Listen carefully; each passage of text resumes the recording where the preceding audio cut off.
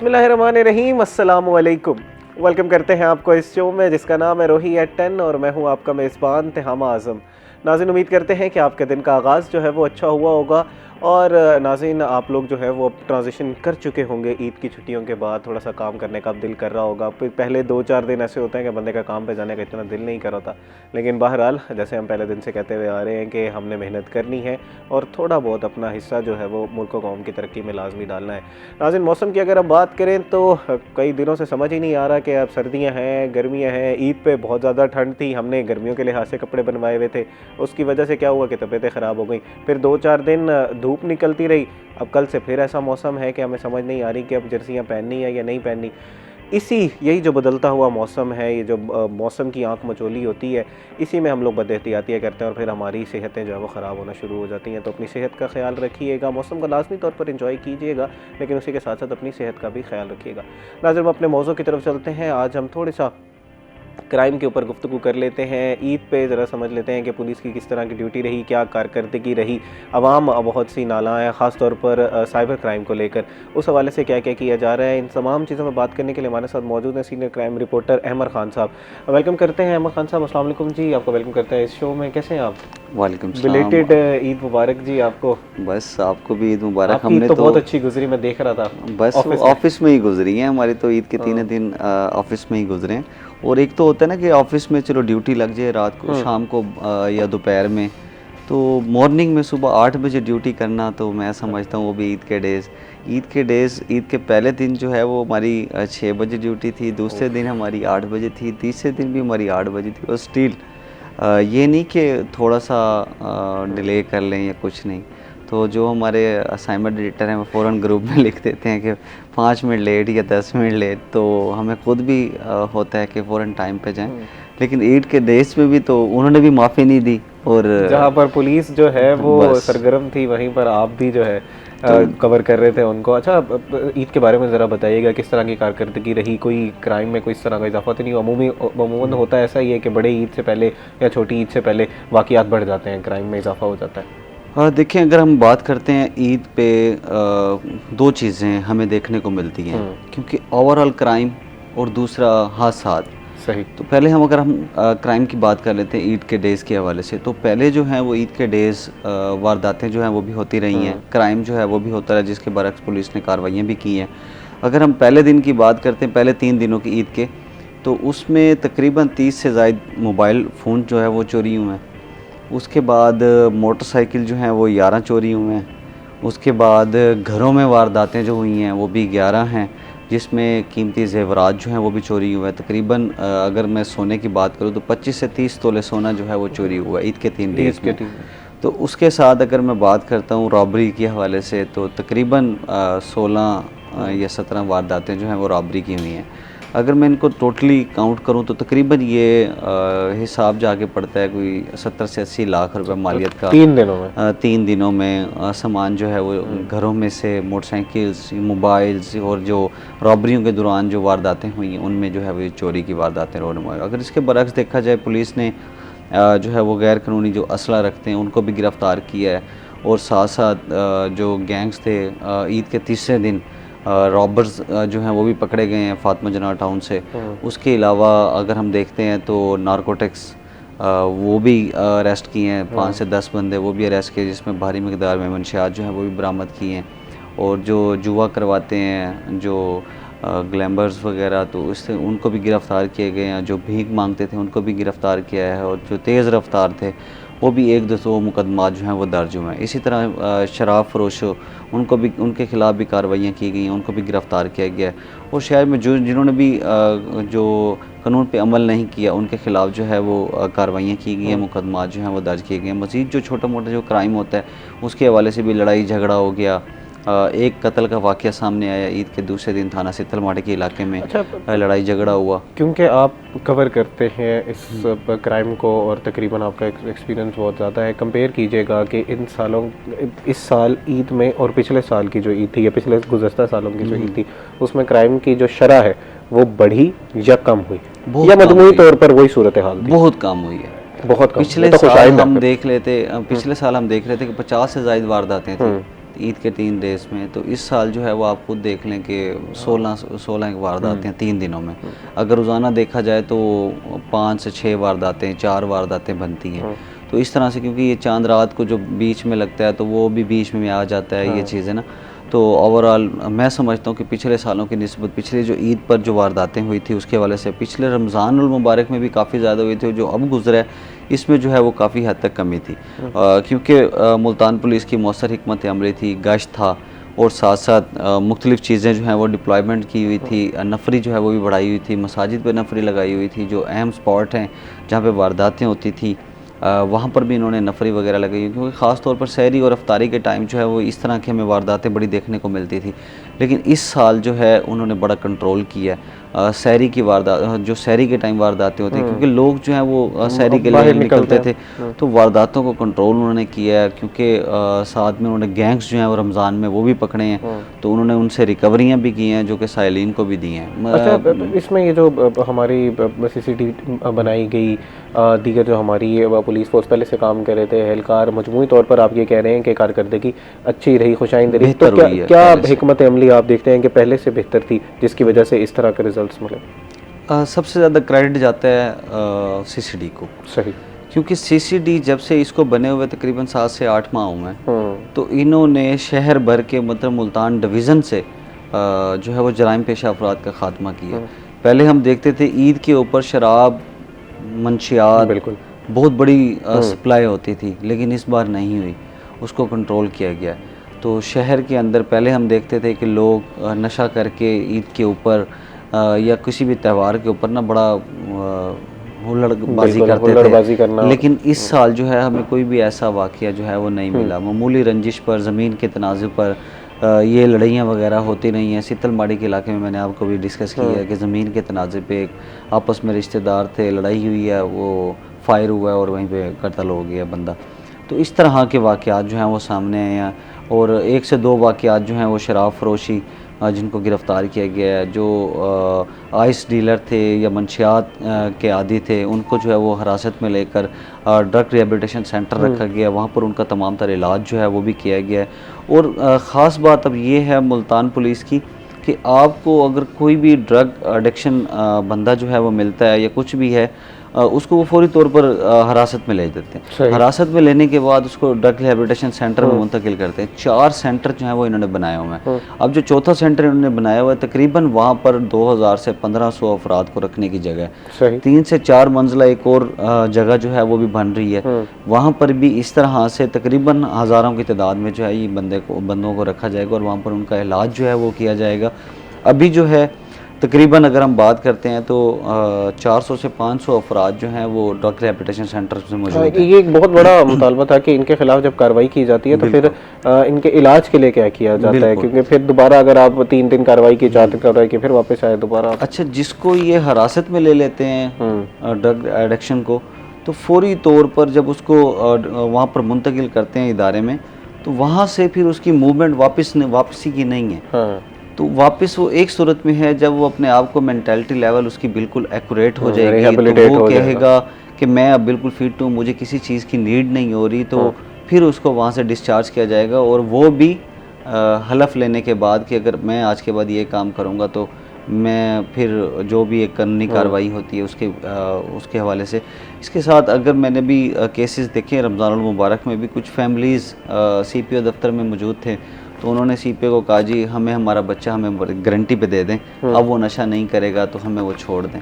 तो CPO ने कहा ये पॉसिबल भी नहीं है, अगर आप पहले उसको बंदा बनाते तो हमारे ये नौबत ना देखनी पड़ती। तो साथ साथ अगर मैं मुआशरे के शहरियों को ये भी कहना चाहूँगा कि अगर आपके इर्द गिर्द कोई इस तरह के लोग हैं जो शहरी हैं जो नशे के आदी हैं, तो उनको फौरी तौर पर ड्रग रिहेबिलिटेशन सेंटर मुंतकिल करें। वो कोई आपसे फ़ीस नहीं लेते, कोई आपसे कुछ नहीं लेते। एक केस और आया हुआ था, वो पुलिस वालों के साथ लड़ा खड़ा था कि आप मुझसे पैसे नहीं लेते, मेरा भाई एडमिट है और मैं उनको पैसे देना चाहता हूँ, तो वो मुझसे पैसे नहीं लेते। हाँ। तो इस तरह से मतलब कि इस तरह के केसेस भी सामने आ रहे हैं। अच्छा जनाब, इससे पहले हम लोग काफ़ी ज़्यादा डिस्कस कर रहे थे इसको। एक तो सेफ सिटी प्रोजेक्ट को हमने बहुत ज़्यादा डिस्कस किया, दूसरा पैनिक बटन लगाए गए थे पूरे शहर में, उसको हमने बहुत ज़्यादा डिस्कस किया। आप देखते हैं कि क्राइम को कम करने में इन सारे इकदाम का भी काफ़ी ज़्यादा रोल है। सेफ सिटी का और पैनिक बटन के बारे में बताएगा कि पूरा एक जाल बिछाया गया था। फिर एक रिपोर्ट ये भी थी कि पैनिक बटन जो है वो चोरी होकर मार्केटों में बिक भी रहे थे, तो उसके रोकथाम के लिए कुछ किया गया या नहीं किया गया?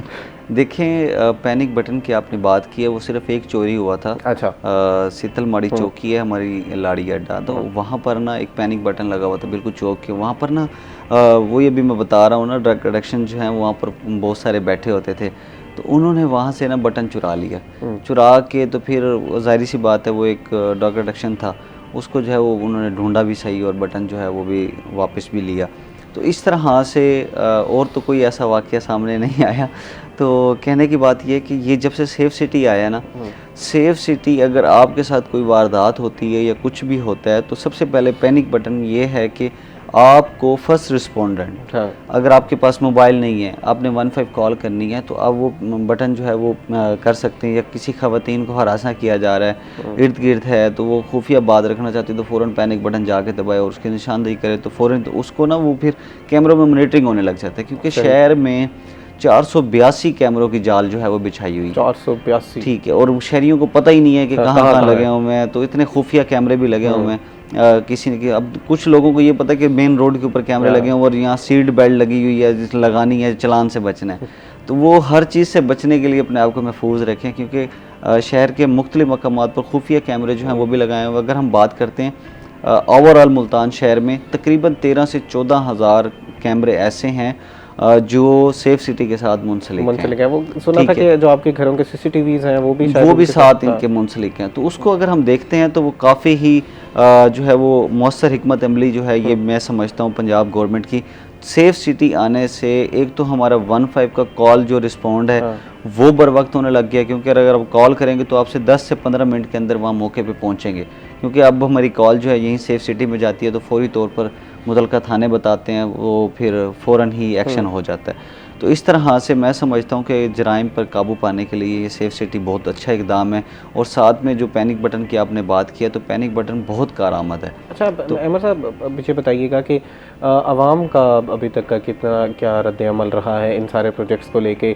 मजमूई तौर पर हमें ये नज़र तो आ रहा है कि क्राइम जो है उसकी शरह कम हो रही है, लेकिन आपको क्या लगता है कि आवाम इससे खुश है या उनको लगता है कि अभी भी कहीं पर लूप होल्स मौजूद हैं, उसको बेहतर करने की ज़रूरत है? देखें, आवाम अब जो शहर में वारदातें हो रही हैं ना, तो वो वारदातें मुल्तानी नहीं कर रहे। सही। मुल्तान के शहर वाले वारदातें नहीं कर रहे। बाहर से लोग आते हैं, 1-2 दिन यहाँ पे रिहाइश पजीर रखते हैं किसी अपने दोस्त के साथ पास, या जैसे हॉस्टल में या किसी और जगह, तो वहाँ पर वो रहते हैं और आके फिर वारदात करके तो फ़ौरन मूव कर जाते हैं।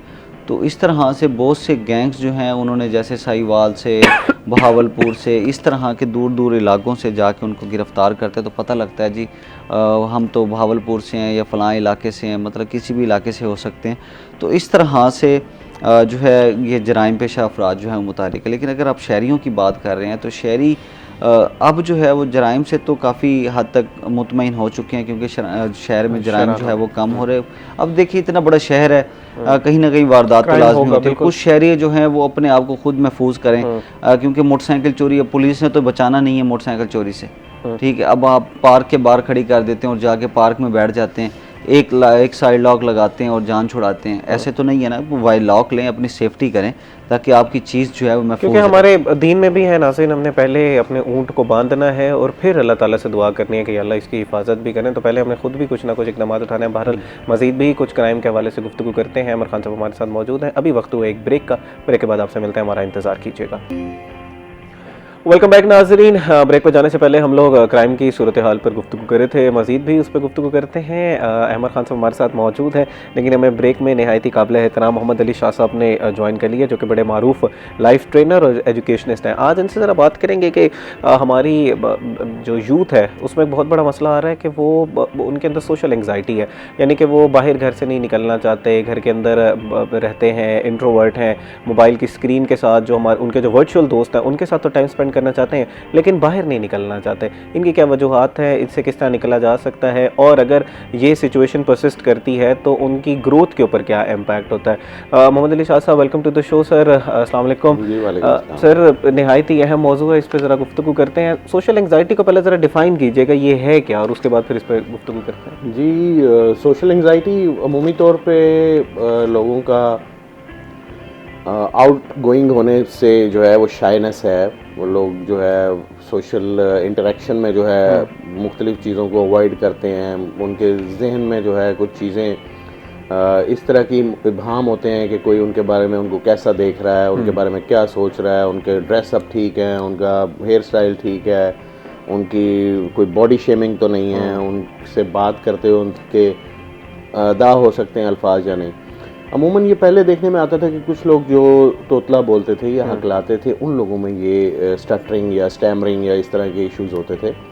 मगर आजकल अब क्योंकि सोसाइटी के अंदर बहुत ज़्यादा ग्लैमर और इस तरह की चीज़ें, तो लोगों में थोड़ा सा इन्फीरियर कॉम्प्लेक्स बच्चों में, सही, उन बच्चों में होता है जो आप यूँ समझ लें कि लोअर मिडिल क्लास के बच्चे हैं तो उनमें ये इन्फीरियर कॉम्प्लेक्स हो सकता है, वो अपर मिडिल क्लास के बच्चे हैं तो उनमें सुपीरियर कॉम्प्लेक्स हो सकता है। तो ये पर्सनैलिटी की मुख्तलिफ डायनामिक्स हैं जिसमें ये कम्प्लेक्सिटीज़ वगैरह जो है पाई जाती हैं। तो जैसा आप फरमा रहे हैं कि बच्चे जब देखते हैं मोबाइल फ़ोन पे और उसके ऊपर लोगों की जिस तरह से वो पोर्ट्रे करते हैं या पर्सोनिफिकेशन करते हैं, उससे ये अंदाज़ा होता है लोगों को कि हम जो है बहुत बैकवर्ड है।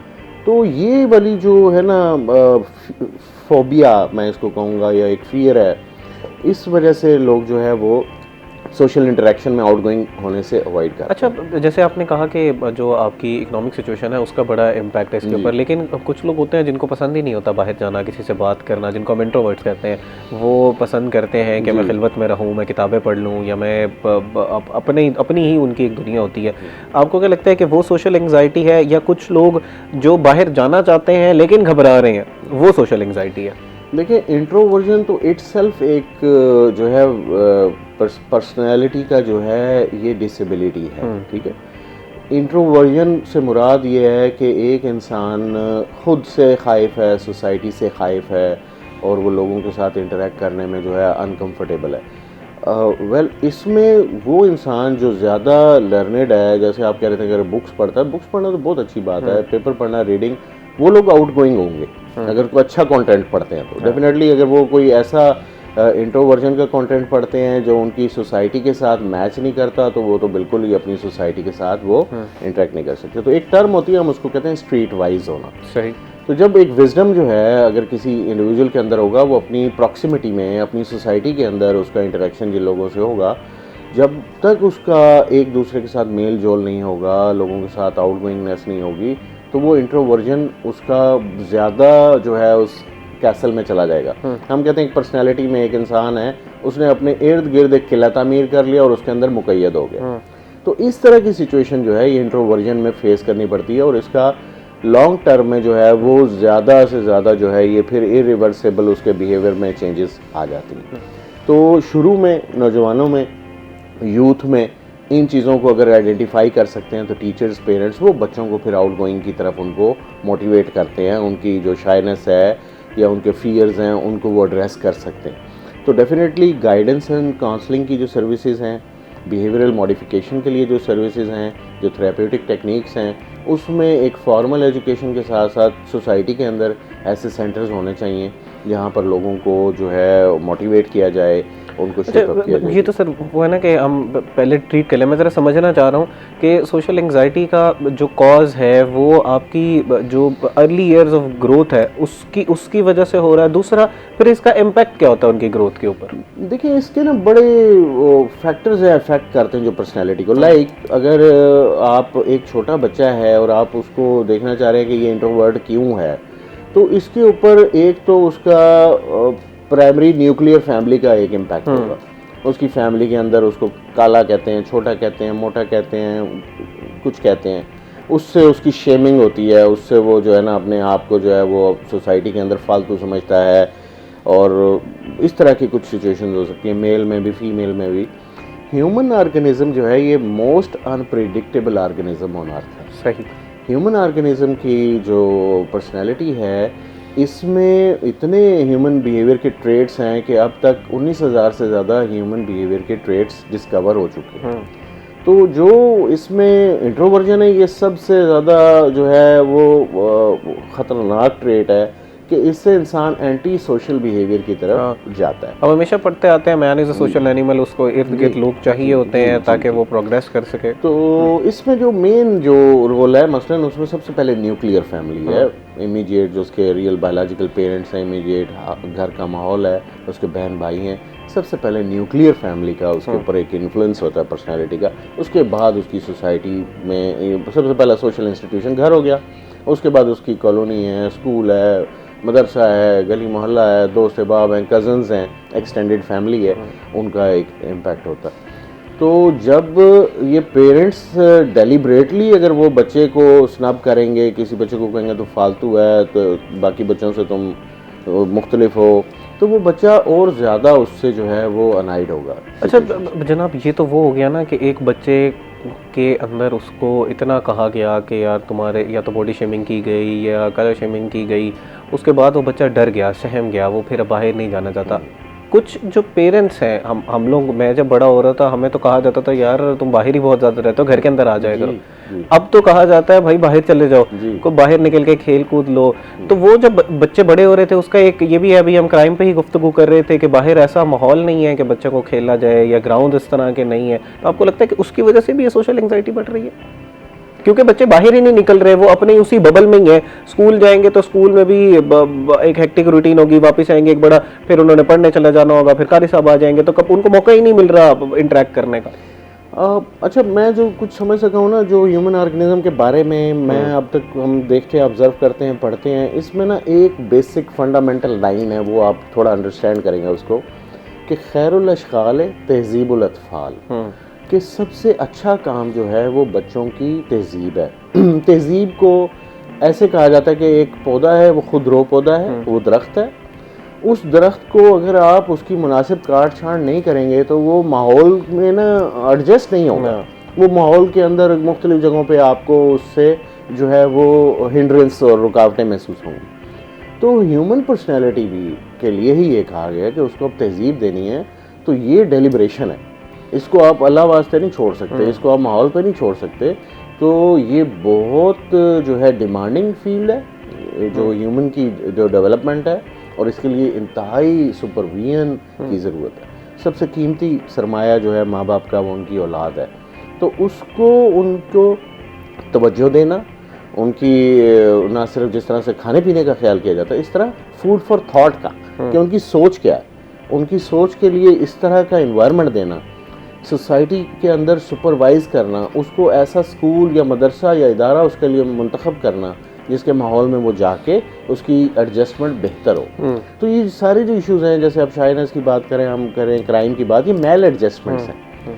तो अब हम सोसाइटी में कुदरत ने फितरत पे एक इंसान को जब पैदा किया है, तो वो फितरत की तरफ से एक ब्लैंक और पेपर है।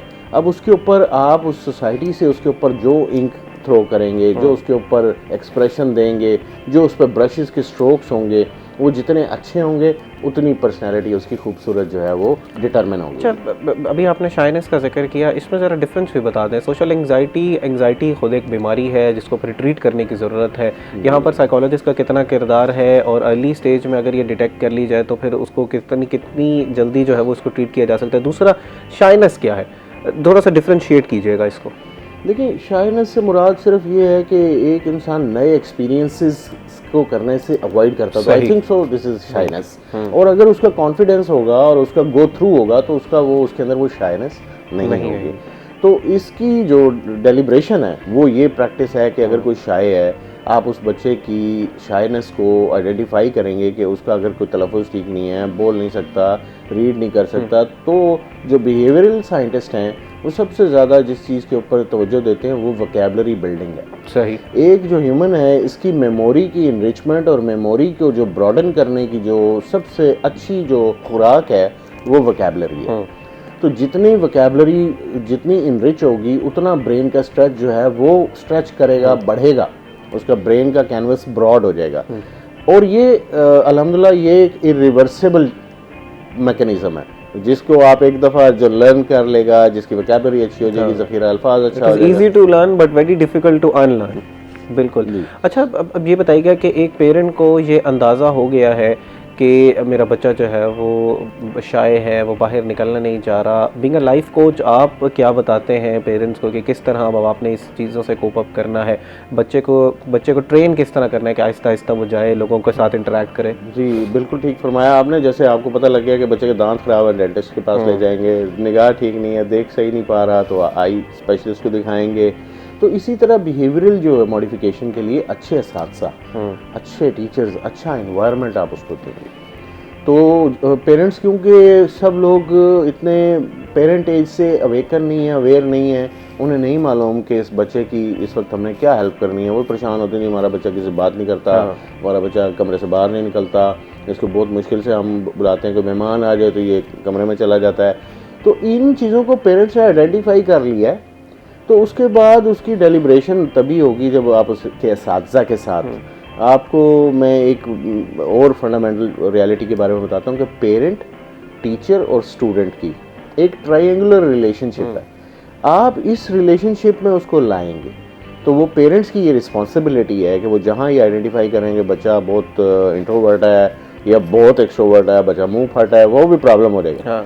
तो इसमें ना अफरात हो ना तफरीत हो, तो उसके लिए जो म्याना रवि है उसको उस स्टेटस के लिए बच्चे को एक अच्छा हेल्दी इन्वायरमेंट देना बहुत ज़रूरी है। बहुत ज़रूरी है। अच्छा, चलें स्टेप बाय स्टेप ले लेते हैं। जी। एज के साथ भी ज़रा बता दीजिएगा कि एक बच्चा अगर बहुत ही छोटा है और बहुत अर्ली डिटेक्ट हो गया कि यार ये बच्चा जो है वो शाय है या इसको थोड़ा सा सोशल एंग्जाइटी है, बाहर नहीं निकलने देता, तब किस तरह डील करना है। जैसे जैसे एज बढ़ती जाती है तो फिर उस बच्चे को किस तरह डील करना है। लेकिन इस वक्त को एक ब्रेक का, अब ब्रेक के बाद नाज़रीन इसी मौजू पर गुफ्तगू करते हैं, हमारे साथ रहिएगा। वेलकम बैक नाज़रीन। ब्रेक पर जाने से पहले हम लोग बात कर रहे थे थोड़ी सी सोशल एंग्जाइटी और शाइनेस के हवाले से, और किस तरह इसको ट्रीट किया जा सकता है। मज़ीद भी इस मौजू पर गुफ्तगू करते हैं, लेकिन थोड़ा सा क्राइम की तरफ रुख करते हैं। अमर खान साहब हमारे साथ मौजूद हैं। अमर साहब, एक एंटी करप्शन का बहुत बड़ा जो है कार्रवाई की थी उन्होंने, रजिस्ट्री ब्रांच का एक बहुत बड़ा स्कैंडल बेनकाब हुआ था। एक तो पहले वो स्कैंडल के बारे में ज़रा बता दें, हो क्या रहा था वहाँ पर और इस वक्त उसकी क्या सूरत हाल है, कितने लोग गिरफ्तार हो गए हैं, क्या कार्रवाइयाँ की जा रही हैं? सबसे पहले आज से कुछ अर्सा कबल 1-2 महीने पहले ना कमिश्नर मुल्तान अचानक रजिस्ट्री ब्रांच का विज़िट करते हैं, तो वहाँ पर कुछ वो प्राइवेट अफराद का जमा होना, वहाँ पर बैठना और सरकारी चीज़ें जो हैं वो इस्तेमाल करना उन्होंने देखा, तो फौरी तौर पर उन्होंने नोटिस लिया कि ये क्या हो रहा है। तो जब उन्होंने ये चीज़ देखी तो फिर उन्होंने इंक्वायरी करके जो अमला था, जो क्लर्क्स थे, जो इदारे के रजिस्ट्री ब्रांच के लोग थे, उनको एंटी करप्शन के हवाले किया गया, भाई आप इसकी तहकीकात करें। तो इसमें अब तक जब एंटी करप्शन ने इसकी तहकीकात करना शुरू की तो अब तक जो है वो 26 मुल्ज़मान को इसी केस के अंदर गिरफ़्तार कर लिया गया, जिसमें 2 से 3 सरकारी मुलाजिम हैं और बाकी तमाम अफराद जो हैं वो वसीका नवीस हैं, प्राइवेट हैं। अब वो करते क्या थे, अब सरकार की फ़ीस है, आपने अगर कोई एक आपकी रजिस्ट्री है 10 लाख की, आप उसकी 10 लाख के मुताबिक फ़ीस पे करें ना, जो कि टैक्स है एक गवर्नमेंट का। तो ये वसीका नवीस और रजिस्ट्री ब्रांच वाले करते क्या थे कि उसको आप 10 लाख के बजाय 1 लाख पे ले आते थे या 2 लाख पे ले आते थे। उसके हिसाब से टैक्स निकालना, फिर उन्होंने वो टैक्स पे करना, और उसके बाद वो टैक्स तो पे हो गया, लेकिन उसके बाद एक और टैक्स था वो पे नहीं करते थे, जिससे कौमी ख़जाने को अरबों खरबों रुपए का इस तरह से नुकसान हो रहा था। तो जब इसकी तहकीकात की गई, अब तक 26 मुल्ज़मान जो हैं वो इस केस में गिरफ़्तार हुए। मज़ीद भी गिरफ़्तारियाँ जो हैं वो होनी है, तहकीकात जारी हैं। और साथ साथ सबसे बड़ी बात यह है कि जो गवर्नमेंट के अच्छे रैंक के अफसर जो हैं वो भी इसमें मुलविस हैं, जो कि अभी वो प्री बेल पर हैं। उनको भी गिरफ़्तार करने के हवाले से मजबूत सबूत जो हैं वो इकट्ठे किए जा रहे हैं। जब उनकी बेल खारिज होगी तो फिर उनको गिरफ़्तार किया जाएगा। अच्छा, इसमें आम जो हम लोगों का वास्ता पड़ता है, हमने जाके अपनी प्रॉपर्टीज़ जो है रजिस्टर करानी होती हैं, हमें किन चीज़ों का ध्यान रखना चाहिए? हम किस तरह फ़र्क कर सकते हैं कि यार ये ऑफिशियल बंदा है और ये प्राइवेट बंदा है, हमने किस तरह इसमें बचना है? सर देखिए, आप रजिस्ट्री ब्रांच है, अब तो पहले रजिस्ट्री ब्रांच होती थी बागलांगे खां के करीब, अब यहाँ से इसको हटा दी गया है, वो न्यू कचहरी जो है मतीतल, वहाँ पर इसको मुंतकिल कर दिया गया खिदमत मरकज़ में। अब होता ये है कि आपने अगर कोई रजिस्ट्री करवानी है तो आप रजिस्ट्री ब्रांच जाएँ, वहाँ पर एक लीगली वे है। अवाम क्या करती है, शहरी क्या करते हैं, वो आसान रास्ता ढूंढते हैं। आसान रास्ता जब वो ढूंढते हैं तो फिर उनको बाद में उनके ऊपर ही मुश्किल पेश आती है कि बाद में पता लगता है जी साल बाद 2 साल बाद जब टैक्स आता है वो कहते हैं कि आप हमने तो टैक्स पे किया, उसने कहा आपने तो नहीं किया, ये टैक्स पे करें आप, तो वो फिर टैक्स पे करना पड़ता है। एक लीगली वे है कि आप अपने जो मुतलका पटवारी है या कानगो है या इस तरह से तहसीलदार हैं और रजिस्ट्री ब्रांच जाएं, उनसे जाकर कहें जी हम ये जगह परचेज़ कर रहे हैं, इसका क्या SOPs है। वो जो SOPs हैं तो उसी SOPs पे अमल करें, बजाय किसी वसीका नवीस पे जाने के जो फ्रॉड कर रहे हैं, जो इस तरह के केस कर रहे हैं, जो फीसेस पे नहीं करते, तो वहाँ पर जाने के बजाय आप रजिस्ट्री ब्रांच हैं, वहाँ पर SOPs पर अमल करें।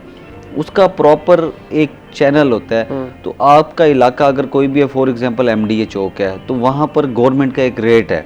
वैसे एक प्राइवेट रेट होता है, एक गवर्नमेंट का रेट होता है, DC रेट कहते हैं। हाँ जी, DC रेट, आपका जो भी DC वैल्यू रेट जो निकलेगा उसका बरक्स टैक्स आएगा सामने, तो उसी टैक्स को आप पे करें। फिर वो जो सबूत होंगे वो उसी रजिस्ट्री ब्रांच के साथ, फिर जो एक बयान होता है आपस में चीज़ें वगैरह ख़रीदने का, ज़मीन वगैरह ख़रीदने का, तो इसी तरह चीज़ों पर SOPs अमल करने से आप मुख्तलिफ फ्रॉड से बच सकते हैं और आपके टैक्स का पैसा जो है वो भी बच सकता है और कौमी ख़जाने को भी नुकसान नहीं होगा। अच्छा अहमद साहब, ये बताइएगा कि अभी ये कार्रवाई जैसे आप बता रहे हैं कि 26 लोगों को गिरफ़्तार कर लिया गया है, मज़ीद क्या देखते हैं कि कब तक इसका जो ऊँट अब किस करवट बैठेगा, कब तक ये कंप्लीट हो जाएगी कार्रवाई? देखें, ये बहुत लंबी कहानी है, कोई आज की तो 1 महीने की तो है नहीं, अरसा दराज से ये फ्रॉड चलता हुआ आ रहा है। तो अब तो कमीशन मुल्तान और एंटी करप्शन दोनों काफ़ी मुतहरिक हैं, इन चीज़ को काफ़ी देख रहे हैं मामले को। जैसे जैसे मुल्ज़मान गिरफ़्तार हो रहे हैं, जैसे जैसे मतलब कि बताते हैं जी फ़लाँ ने हमारे रजिस्ट्री की कोई कंप्लेंट लेके चला जाता है, तो फिर उसी तरह से वो केस को देख रहे हैं। तो मैं ये समझ रहा हूँ, जब मेरी डायरेक्टर एंटी करप्शन से बात हुई तो उनका यही कहना था कि मामले में मुलविस हमने मज़ीद भी गिरफ़्तारियाँ करनी हैं और जो शहरी हैं, जो शहरियों के साथ फ्रॉड करते थे, चाहे वो वसीका नवीस हैं या सरकारी मुलाजिम हैं, उनको भी हिरासत में लिया जा सकता है। तो इस तरह से फिर जाके जब तफ्तीश मुकम्मल होगी तो फिर पता चलेगा कि टोटल इतने अफराद थे जिन्होंने शहरियों के साथ इतनी रजिस्ट्रियों के तकरीबन 600-700 रजिस्ट्री है, 600-700 रजिस्ट्री जहाँ पर फ्रॉड हुआ है बीच में। और ये वो है जो जिसकी कंप्लेंट अभी तक दर्ज हुई होगी, जिसकी कंप्लेन अभी तक मतलब कि जो तफ्तीश में सामने आई है, ठीक है। मज़ीद जो है वो तफ्तीश जारी है, मज़ीद भी सामने आएंगे, फिर पता चलेगा कि टोटल कितने केसेस हैं, कितने अफराद गिरफ्तार अच्छा, होंगे। ये अभी तक पता चला कि कितने टाइम स्पैन का देख रहे हैं? एक ये डिजिटल करने के बाद से लेकर अब तक जितना हो चुका है उस टाइम तक की तफ्तीश चल रही है? बिल्कुल। उस तब से अब तक बहुत बड़ा अरसा बनता है। बिल्कुल ऐसे अब देखें ना कि 3 से 4 जो हैं वो सरकारी मुलाजिम हैं, बाकी आपके सारे वसीका नवीस हैं, प्राइवेट अफराद हैं, तो उनको जो है वो रासत मिलेगा। मज़ीद भी मुल्तान की बाहर आप कचहरी के बाहर देख लें, रजिस्ट्री ब्रांच में देख लें कि बहुत से ऐसे टाउट माफिया जो है वो छूटा हुआ है, वो प्राइवेट बंदा आ जाएगा, सर आपका काम करा देते हैं। बिल्कुल ऐसे। और ये क्या करते थे, वसीका नवीस इनकी डायरेक्ट दोस्तियाँ होती थी अंदर इदारे में, ये जाके बस ऊपर नीचे काम शाम करवा के अंगूठे लगवा लेने, बयान करवा लेने, ठीक है, किसी के साथ सही हो रहा है या किसी के साथ गलत हो रहा है। तो इन चीज़ों से अब हम बाहर निकल आ रहे हैं। सही। जब से ये छापे पड़ना शुरू हुए हैं, एंटी करप्शन ने मुल्ज़मान उठाना शुरू किए हैं, तो ये अब इस चीज़ पे काफ़ी हद तक कमी आई है। अब एक तो चले कानून जैसे ही हरकत में आया तो लोगों के अंदर डर हो गया कि भाई अब हमने लीगली अपना सारा काम करना है। बोर्ड ऑफ रेवेन्यू ने इसके बारे में क्या किया है? कुछ लाएअमल बनाया गया है कि कुछ मज़ीद उसको डिजिटली सख्त किया जाए, कोई सिस्टम बनाया जाए कि लोगों के साथ मज़ीद फ्रॉड ना हो? देखिए, अब जिसका लैपटॉप है वही इस्तेमाल करेगा। अच्छा, ठीक है। पहले ये क्या करते थे, किस तरह किया जाएगा? वो आईडीज दी जाती थी पहले आईडीज जो है वो एक दूसरे में बांटी हुई थी, आप बयान ले लो, आप भी ले लो, आप भी ले लो, इस तरह से ना बयान वगैरह करवा रहे होते थे। तो अब जो है ये सिस्टम ख़त्म हो चुका है। अब अगर मैंने बयान लेना है तो मेरे पास ही मेरा लोगन होगा, मैं उसको ऑन करूंगा तो फिर जाके मैं बयान रिकॉर्ड कर मतलब एक ही पीसी पे या एक ही लैपटॉप पे वो आईडी खुलेगी, उसके बाद वो नहीं खुल सकती? वो नहीं खोल सकती। अगर वो किसी किसी और जगह पे खुली हुई सामने आई तो उसके खिलाफ भी कानूनी कार्रवाई होगी। तो अब वो इस बात को भी चेक एंड बैलेंस कर रहे हैं, बहुत ज़्यादा सख्ती कर ली है ताकि कोई भी इस तरह का केस जो है वो सामने ना आए। अच्छा, बीच में ये भी खबर आई थी कि कमिश्नर साहब ने ये कहा है कि रजिस्ट्री ब्रांच के अंदर ही वो अमला बैठेगा, उधर ही सारी रजिस्ट्रियाँ होंगी, उसके बाहर जो प्राइवेट हम बंदे देख रहे थे जिनके पास लॉगिन आईडी जिसकी आप बात कर रहे थे, वैसा नहीं होगा। ऐसा भी लाएअमल? बिल्कुल ऐसे ही लाएअमल है, क्योंकि यहाँ से रजिस्ट्री ब्रांच ख़त्म करके खिदमत मरकज़ मुंतकिल कर दी है। सही। अब तमाम तर वहाँ से ही सारा निज़ाम होगा, कैमरों के ज़रिए मॉनिटरिंग भी की जा रही है, तमाम तर चीज़ें जो हैं वहाँ पर मॉनिटरिंग की जा रही हैं। कोई भी अगर ऐसा अफराद जो बार बार रजिस्ट्रियाँ लेके आ रहा है या कुछ भी है, उसको भी हिरासत में जो है वो लिया जा सकता है। तो भाई मोहतात रहें, और जिन लोगों की जो इस चीज़ में मुलविस है भाई कानून अब हरकत में आ चुका है, उसी के साथ साथ जो लोग अपनी रजिस्ट्रियाँ करवाना चाह रहे हैं तो बजाय इसके कि हम थोड़ा सा कोई लूप होल ढूंढ लें या अपने आप को बचाने की कोशिश करें, टैक्स अदा करना है, हमने देना है, तो लीगली जो वे है उसको अपनाएं। जनाब इसी के साथ साथ थोड़ी सी साइबर क्राइम के हवाले से भी गुफ्तगू कर लेते हैं। आप बता रहे थे करसे से कि एक ही दफ्तर है जिसके अंदर अमला भी बहुत कम है, कुछ सूरत हाल बेहतर हुई है या अभी मज़ीद हालात वैसे ही हैं? और देखिए सबसे ज़्यादा मसाइल पता क्या आ रहे हैं पंजाब पुलिस की तरफ से। अब पंजाब पुलिस को अपने इलाके का ये पता है, क्योंकि जाहिर सी बात है कि आपस में इंसानों की दुश्मनियाँ भी होती हैं, दोस्तियाँ भी होती हैं। इस पर बात करते हैं। अहमद साहब एक कॉलर हमारे साथ लाइन पर मौजूद है, पहले उनका सवाल ले लें। अस्सलाम वालेकुम जी, अपना नाम बताइएगा और सवाल कीजिएगा। अस्सलाम वालेकुम सर, मोहम्मद अरशद बात कर रहा हूँ मुल्तान से सर। जी अरशद साहब सवाल कीजिएगा। ये सर मेरा सवाल ये करना है कि ये जो रजिस्ट्री ब्रांच वालों ने बना दी है, चाहे वो बोगस बच्चे हैं चाहे जो भी है, उनमें साइन अंगूठे वगैरह लगे हुए हैं, बयान हुए हैं, तो क्या तो कोई लिंक नहीं है जिनके पास रजिस्ट्रियाँ आ गई हैं? अच्छा एक दफा दोबारा अपना जरा सवाल रिपीट कीजिएगा। जाली रजिस्ट्री आपके पास प्रोग्राम चल रहा है ना, इसमें रजिस्ट्री मालूमात हो रही है। बिल्कुल रजिस्ट्री ब्रांच के हवाले से अब ये चल रहा है कि ये अर्जी नफीस वगैरह ने मिली भगत करके रजिस्ट्रियाँ बनवा दी हैं। हाँ, तो इसका कस्टमर पे तो कोई असर नहीं पड़ेगा, जिनको रजिस्ट्री मिल गई है वो तो बोगस नहीं होंगी रजिस्ट्री। ठीक हो गया, मैं समझ गया आपका सवाल। वो कह रहे हैं कि अगर किसी के पास इस तरह की कोई रजिस्ट्री आ गई है तो फिर उसने क्या करना है, वो उसका तो कोई कसूर नहीं है, उसने तो लीगल समझ के ले ली है एक चीज़। देखिए वो तो लीगल है। अब जो भी है, जो भी तफ्तीश में सामने आ रहे हैं, तो उनको मैंने वही बताया ना 600-700 रजिस्ट्री हैं जिन पे जो है वो फोकस किया जा रहा है, तो उसके हवाले से काम भी किया जा रहा है। या तो वो मुतलका अपने तहसीलदार से पूछें या जो आपका मुतलका जो एसी या सिटी है या सदर है उनसे जाके बात करें। और अगर आपको लग रहा है कि ये फेक है तो फिर बाकायदा तौर पर जाकर उसकी कंप्लेंट तौर पे एंटी करप्शन में भी आप कंप्लेन करें, उसकी तहकीकात भी करें, और बल्कि आप एंटी करप्शन को ये चीज़ जाके बताएं। अच्छा, कोई तरीका है जिससे चेक किया जा सकता है कि ये फेक है या नहीं है? हाँ, एक वेबसाइट है, तो वो तकरीबन 1000 या 2000 शायद उसकी फीस है। सही तो है। उसके ऊपर ना लेकिन मतलब अगर आपकी कोई प्रॉपर्टी है तो 1000-2000 कोई मायने नहीं रखता। उस पे जो गवर्नमेंट पोर्टल बनाई हुई है वहाँ पर आप वो फीस आती है, फीस पे करें, वो आपको पता लग जाएगा कि ओरिजिनल है या नहीं है। ओरिजिनल है या नहीं है। उम्मीद करते हैं जनाब आपको आपका जवाब जो है वो मिल गया होगा। पहले चेक कर लें, अगर आपको कोई अंदेशा है फिर भी तो फिर जाके आप अपनी कंप्लेंट कर दें कि हो सकता है कि मेरे साथ कोई फ्रॉड हुआ। नाज़रीन अभी वक्त हुआ एक ब्रेक का, ब्रेक के बाद आपसे मुलाकात करते हैं, हमारा इंतज़ार कीजिएगा। वेलकम बैक नाजरीन। ब्रेक पे जाने से पहले हम लोग रजिस्ट्री ब्रांच का जो एक बहुत बड़ा स्कैंडल बेनकाब हुआ है उसके ऊपर तफसीलन गुफ्तगू कर रहे थे। अमर खान साहब हमारे साथ मौजूद हैं और मज़ीद भी थोड़ा सा क्राइम पे गुफ्तगू करते हैं, लेकिन मोहम्मद अली शाह साहब से थोड़ी सी सोशल एंग्जाइटी और चाइनेस पे बात कर लेते हैं। जनाब हमने ये देख लिया कि बच्चे को डील किस तरह करना है, थोड़े से सिम्टम्स भी ज़रा बता दीजिएगा जिससे अंदाज़ा लगाया जा सकता है कि बच्चा जो है वो थोड़ा सा शाय है, उसके अंदर नज़र आ रहा है कि वो बात नहीं करना चाह रहा। सिबलिंग्स के साथ भी उसका उठना बैठना इस तरह का होगा या सिबलिंग्स में ऐसा नहीं होगा, उसको घर से बाहर निकलने में इश्यूज़ होंगे? देखिए इमीडिएट शुरू में तो उसकी आइडेंटिफिकेशन फैमिली में ही इंटरेक्शन में होगी कि बहन भाइयों के साथ, वालिदैन के साथ उसका कैसा रवैया है। तो इसमें प्रोफाउंड है कि अगर फीमेल बच्ची है तो आप कहेंगे बच्ची है तो वालिद और भाइयों के साथ तो उसका इंटरेक्शन नहीं होगा, तो उसका कम से कम वो अपनी वालदा से, दादी से, फुप्पो से, जो भी फीमेल इमीडिएट रिलेशन है उनके साथ वो बात करेगी। फिर ज़रा सा जब बच्चा स्कूल गोइंग होगा तो बच्ची है या बच्चा है वो वहाँ से भी थोड़ा सा आपको फीडबैक मिलेगा। तो ये जिस भी मौके पर ये आइडेंटिफाई होगा, इसको वो ही आइडेंटिफाई कर पाएगा जो टीचर होगा या ट्रेंड होगा या कॉन्शियस होगा। अमूमन जो पेरेंट्स हैं वो बच्चों को कुछ चीज़ों को ऐसे देख के कहते हैं नहीं जी हमारा बच्चा बड़ा हलाल होगा, ये किसी से बात नहीं करता, तो वो इसको इस तरह वाली फील्ड में जो है ना वो उसको सादा सीधा समझ के उसको इग्नोर हो सकता है कोई ज़हनी मर्ज़। तो ये इस तरह के जो निगलेक्टेड केसेस होंगे, निगलेक्टेड चाइल्ड जो होगा, उसके लिए फिर ये आगे जाके ज़्यादा प्रॉब्लम होगा। अच्छा, ये तो हमने बिल्कुल अर्ली एज इसकी बात कर ली। ये आपको जवानी के टाइम पे भी इशू होता है, लोगों को नहीं पसंद होता बाहर जाना या घबराहट होती है, ख़ासतौर पर स्टेज फ्राइट भी कुछ लोगों में होता है, बात नहीं कर सकते। 4 लोग अगर इकट्ठे हो जाते हैं तो वो कहते हैं यार हमें घबराहट होना शुरू हो रही है, पसीने आ रहे हैं, बात नहीं करने का दिल कर रहा, हम वो साइड पर खड़े हो जाते हैं, किसी भी महफिल में चुप चुप करके खड़े रहेंगे। तो ये भी वो सिम्टम्स है सोशल एंग्जाइटी के? देखिए वो एक सिचुएशनल जो है बात है कि वो किस तरह की ऑडियंस में, किस तरह की कम्युनिटी में, पब्लिक में वो वहाँ पर हैं और वहाँ उन्हें क्या फेस कर रहे हैं। मैं आपकी ये मतलब बड़ी एज के, जवान एज के सवाल को एक दफ़ा फिर इसको मैं रिवर्स में लेके जाऊंगा।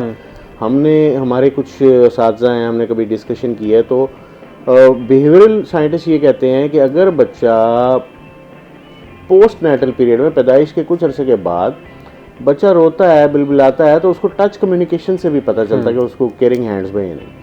इसी तरह बच्चा जब रोता है, बिलबिलाता है और उसको माँ बाप उसको इग्नोर करते हैं, यहाँ तक कि पेरेंट्स ने कुछ सिरप लेके रखे होते हैं, वो बच्चों को चम्मच पिलाते हैं ताकि ये गनूदगी में सो जाए। अच्छा, वो नहीं देखते कि बच्चा क्यों इरिटेबल है, क्यों इसको क्या प्रॉब्लम है, वो उसको इग्नोर करते हैं। अच्छा, इसका नतीजा हमने ये पढ़ा है कि फ्यूचर में बुढ़ी एज के पेरेंट्स कह रहे होते हैं हमें हमारे बच्चों ने घर से निकाल दिया, हमें हमारे बच्चों ने इग्नोर कर दिया। उन बच्चों के अनकॉन्शियस में ये लर्निंग है कि they are not our people. वो माँ और बाप का टाइटल तो है, बायोलॉजिकल पेरेंट्स हैं, मगर उनकी इंटीमेसी नहीं है अपने बच्चों के साथ। तो वो जो एक अट्रैक्शन है, वो जो एक मोहब्बत है, वो जो एक इखलाक का, खलूस का जज्बा है, वो माँ बाप और औलाद में नहीं है। सही। तो ये उस वक्त की उनकी नेग्लिजेंस है जब वो बच्चा पोस्टनेटल पीरियड में था, या उस वक्त एक सादा सा मासूम बच्चा था, इनोसेंस में उसने ये लर्न कर लिया था कि ये रिश्ते नाते नहीं है, चीख पुकार के कोई फ़ायदा नहीं। वो उस वक्त जो कुछ कर सकता था वो एग्जॉस्ट हो गया। तो ये जो बचपन से जो बच्चे की पर्सनैलिटी का जो पैटर्न है, अगर ये डेवलप हो चुका है तो सोसाइटी में, कम्युनिटी में कहीं पे भी जाएगा तो उसकी कहीं ना कहीं वो मैल एडजस्टमेंट होगी। ठीक हो गया। अच्छा, अब सर इसको ट्रीट किस तरह करना है? कुछ आपने बताया था, लेकिन फिर हमें ब्रेक पे जाना पड़ा, थोड़ा सा इस पर वजाहत कर दीजिएगा। जी, इसकी ट्रीटमेंट ऐसे ही है कि एक चीज़ का बिगाड़ना तो बहुत आसान है, मगर उसकी जो इस्लाह है वो एक बहुत ही तदकीक और एक मुश्किल और दिक्कत तलब काम है। उस पर प्रोफेशनल जो है इंटरवेंशन की ज़रूरत है, और खुदा न खास्ता अगर इरिवर्सिबल बिहेवियरल चेंज हो गई है कि वो नहीं हो सकता, तो वो वेस्टेड मतलब है कि वो आप उसको बहुत मुश्किल होगा उसको करना। उसके लिए बहुत ही डेलिब्रेशन की ज़रूरत है। फिर आपने देखे ही हैं कई इदारे बने होते हैं ज़हनी इस्लाह के, मेंटल हेल्थ के लिए। तो ओवरऑल हमारी कम्युनिटी में मेंटल हेल्थ एक तो इतना बड़ा इशू है ही नहीं। लोग, हर आदमी जो है वो समझदार है, हर आदमी जो है वो अपनी जगह पे ठीक है, दूसरा आदमी कहता है आप उसकी मुदाखलत ही ना करें। बहन भाई भी जो है वो भी इन चीज़ों को, तो जब तक आपको मेंटल हेल्थ को आप समझेंगे, आपकी सोसाइटी के अंदर अहमियत दी जाएगी, तो इस तरह की इश्यूज़ को आइडेंटिफाई करने के बाद किसी को मशवरा दे सकते हैं कि आप किसी अच्छे मेंटल हेल्थ प्रैक्टिशनर के साथ, किसी अच्छे साइकोलॉजिस्ट के साथ, किसी अच्छे मोटिवेशनल जो है कोलीग के साथ बात करें। तो ये चीज़ें आइडेंटिफाई होने के बाद इसकी प्रॉपर जो है वो उसकी अच्छा, ज़रूरत है। जैसे फ़र्ज़ करें एक पेरेंट हैं, उन्होंने आपसे रब्ता कर लिया है कि मोहम्मद रिशाद साहब, हमारे बच्चे को, हमें लगता है कि ये मसला है, तो आप पहले स्टेप्स क्या लेते हैं कि ताकि बच्चे के अंदर ये चीज़ ख़त्म की जाए, और फिर कितना अरसा लग जाता है ये बिहेवियर पूरा चेंज करने में? उनकी बात नहीं कर रहा जो इरिवर्सिबल आपको चेंजेस आ चुके हैं बच्चे के, वो जो रिवर्सिबल चेंजेस हैं जिसको किया जा सकता है। हाँ जी, इसमें कुछ स्पेसिफिक टर्म्स हैं। लाइक हमारे पास एक पेरेंट आए, उन्होंने कहा जी हमारे बच्चा जो है ना ये बातचीत नहीं करता, कोई आता है तो उनके सामने ना घबराता है, क्योंकि ये स्टटर करता है, तोतला है, लोग इसकी हूटिंग या इंसल्ट कर देते हैं। तो उसके लिए बाकायदा जो इस तरह से तोतले बच्चे हैं, हकलाते हैं, उनकी स्पीच थेरापिस्ट का काम है कि वो उसको थोड़ा सा उसको फिज़िकली उसकी हेल्प करेगा, उसकी अल्फाज की अदायगी बेहतर हो जाएगी, तो वो सोसाइटी के अंदर अपनी उस जो शॉर्ट कमिंग है उसको इम्प्रूव करके वो एक अच्छा जो है वो इंडिविजुअल बन जाता है। इसी तरह कुछ और लोग हैं जो शाय फील करते हैं, को बॉडी शेमिंग की वजह से, इस वजह से, तो उनकी भी अगेन मेंटल हेल्थ के लिए जो है इंटरवेंशन करनी पड़ती है, उनको काउंसलिंग करनी पड़ती है। उनको ये बताना ज़रूरी होता है कि आपको अल्लाह ताला ने इतनी नेमतें दी हैं, इतनी ब्लेसिंग्स हैं, उसमें एक आध अगर कोई कमी है, कोई दांत आपके टेढ़े हैं, कोई आपका रंग सांवला है, कोई आपको कोई और प्रॉब्लम है, तो उसको आप इग्नोर करके अपनी खूबियों और सलाहियतों को बरूए कार लाएं। तो जब तक एक इंसान को उसकी ओवरऑल क्वालिटीज़ का अंदाज़ा नहीं होगा, उसको उसकी ब्यूटी ऑफ माइंड का पता नहीं होगा, इसी तरह एक बड़ा इशू थोड़ा सा है कॉन्फिडेंस में लेना और रीअश्योर कराना जो है वो उसको बहुत ज़्यादा ज़रूरी हो जाता है। मोहम्मद अली शाह साहब, बहुत शुक्रिया जी, आज हमारे साथ आप प्रोग्राम का हिस्सा बनेगी। एक ऐसा मौजू है जिस पे बहुत ज़्यादा डिटेल में जो है वो डिस्कशन की जा सकती है, लेकिन बहरहाल हम जो है वो वक्त इख्तिताम हो चुका है। अहमद खान साहब, आपका भी बहुत शुक्रिया जी, आप हमारे साथ आज प्रोग्राम का हिस्सा बने। बड़ी सैर हासिल हमने दोनों जो हमारे गेस्ट उनसे गुफ्तगू की। नाज़रीन, उम्मीद करते हैं प्रोग्राम का ये हिस्सा आपको पसंद आया होगा। अब आपसे मुलाकात होगी ब्रेक के बाद एक नए टॉपिक, एक नए गेस्ट के साथ। हमारा इंतज़ार कीजिएगा। वेलकम बैक नाजरीन। ब्रेक पर जाने से पहले हम लोग क्राइम की सूरत हाल पे गुफ्तगू कर रहे थे और इसी के साथ साथ हमारे साथ एक लाइफ कोच मौजूद थे, मोहम्मद अली शाह साहब। उनसे हमने गुफ्तगू की शाइनेस और सोशल एंग्जाइटी के हवाले से। उम्मीद करते हैं कि आपको प्रोग्राम का पहला हिस्सा जो है वो पसंद आया होगा। नाज़रीन, जहाँ पर हमने क्राइम की बात की वहीं पर क्राइम को फ़ाइट करने के हवाले से भी गुफ्तगू कर लेते हैं। थोड़ा सा पुलिस, लॉयर, कोर्ट को किस तरह जो पूरा स्ट्रक्चर है उसको समझ लेते हैं। इस हवाले से गुफ्तगू करने के लिए हमारे साथ मौजूद हैं नहायती काबिल एहतराम अंसर धराला साहब, जो कि बड़े मारूफ लॉयर हैं। अस्सलाम वालेकुम sir, welcome to the show. Sir, आज किसी एक ख़ास मौजू पे गुफ्तगू नहीं करेंगे, बल्कि थोड़ा सा समझने की कोशिश करेंगे। अगर किसी को कोई मसला हो जाता है तो उसने कोर्ट कचहरियों में अपना केस प्लीड किस तरह करना है, किस तरह जो है वो जस्टिस हासिल करना है, इसके ऊपर थोड़ी सी गुफ्तगू करेंगे। नाज़रीन, के साथ तशरीफ़ रखते हैं मामूर, जो कि एक ईबे एक्सपर्ट हैं। इनसे ज़रा जानने की कोशिश करेंगे ये ईबे है क्या। आजकल हमें एक बहुत बड़ा मसला होता है कि यार हम लोग पे चेक टू पे चेक नहीं रहना चाहते, हम लोग अपनी एक साइड इनकम हासिल करना चाहते हैं और चाहते हैं कि यार हम थोड़ा सा अपने आप को, हमारा लाइफस्टाइल जो है वो बेहतर कर सकें। तो ईबे का किस तरह सहारा लिया जा सकता है, ये है क्या, इस पे प्रोडक्ट किस तरह लॉन्च किए जाते हैं, क्या ये मार्केट प्लेस है या ये कुछ और है, इस पर तफसील गुफ्तगू करते हैं। मामूर हमारे साथ मौजूद हैं। मामूर, अस्सलाम वालेकुम, वेलकम टू द शो। बहुत शुक्रिया जी, आपने हमारे लिए वक्त निकाला। मामूर, आपसे स्टार्ट करते हैं। ईबे को ज़रा बताइएगा ये क्या है। मेरे जैसा बंदा जो बिल्कुल ही वाकिफ़ नहीं है ई कॉमर्स से, उसको ज़रा आसान अल्फाज में एक्सप्लेन कीजिएगा। बिस्मिल्लाहिर्रहमानिर्रहीम। ईबे जो है बेसिकली पूरी दुनिया की दूसरी बड़ी ई कॉमर्स मार्केट है जिसके ऊपर आप अपनी प्रोडक्ट्स को सेल या परचेज़ कर सकते हो। पाकिस्तान के अंदर हम प्रोडक्ट्स के ऊपर सेलिंग करते हैं, यहाँ से बैठकर यूएसए के अकाउंट्स पर, यूके के अकाउंट्स पर। पाकिस्तान के अंदर ऑप्शन है कि आप अपना अकाउंट भी बना सकते हैं। बेसिक इसके वर्ड्स के अंदर अगर बताएं तो ये एक हमारे पास प्रोडक्ट सेलिंग और परचेजिंग के लिए होता है कि आप अपनी प्रोडक्ट सेल करके प्रॉफिट अर्न कर सकते हैं। चाहे वो प्रोडक्ट्स आपकी लोकल पाकिस्तान की हो, चाहे वो आप यूएस टू यूएस या UK to US, UK to UK आप शिप करके अपना प्रॉफिट अर्न कर लें। अब इसके अंदर देखा जाए तो इसके अंदर हमारे पास मॉडल होते हैं drop shipping model. Drop shipping basic हम कहते हैं कि हमारे पास इन्वेस्टमेंट नहीं है, हम किसी की भी प्रोडक्ट उठाकर और अपने पास लिस्ट कर देंगे, ऑर्डर आएगा तो हम उसी से ही शिप करवा कर अपने वेंडर से और अपना कमीशन रख कर अपना प्रॉफिट अर्न कर लेंगे।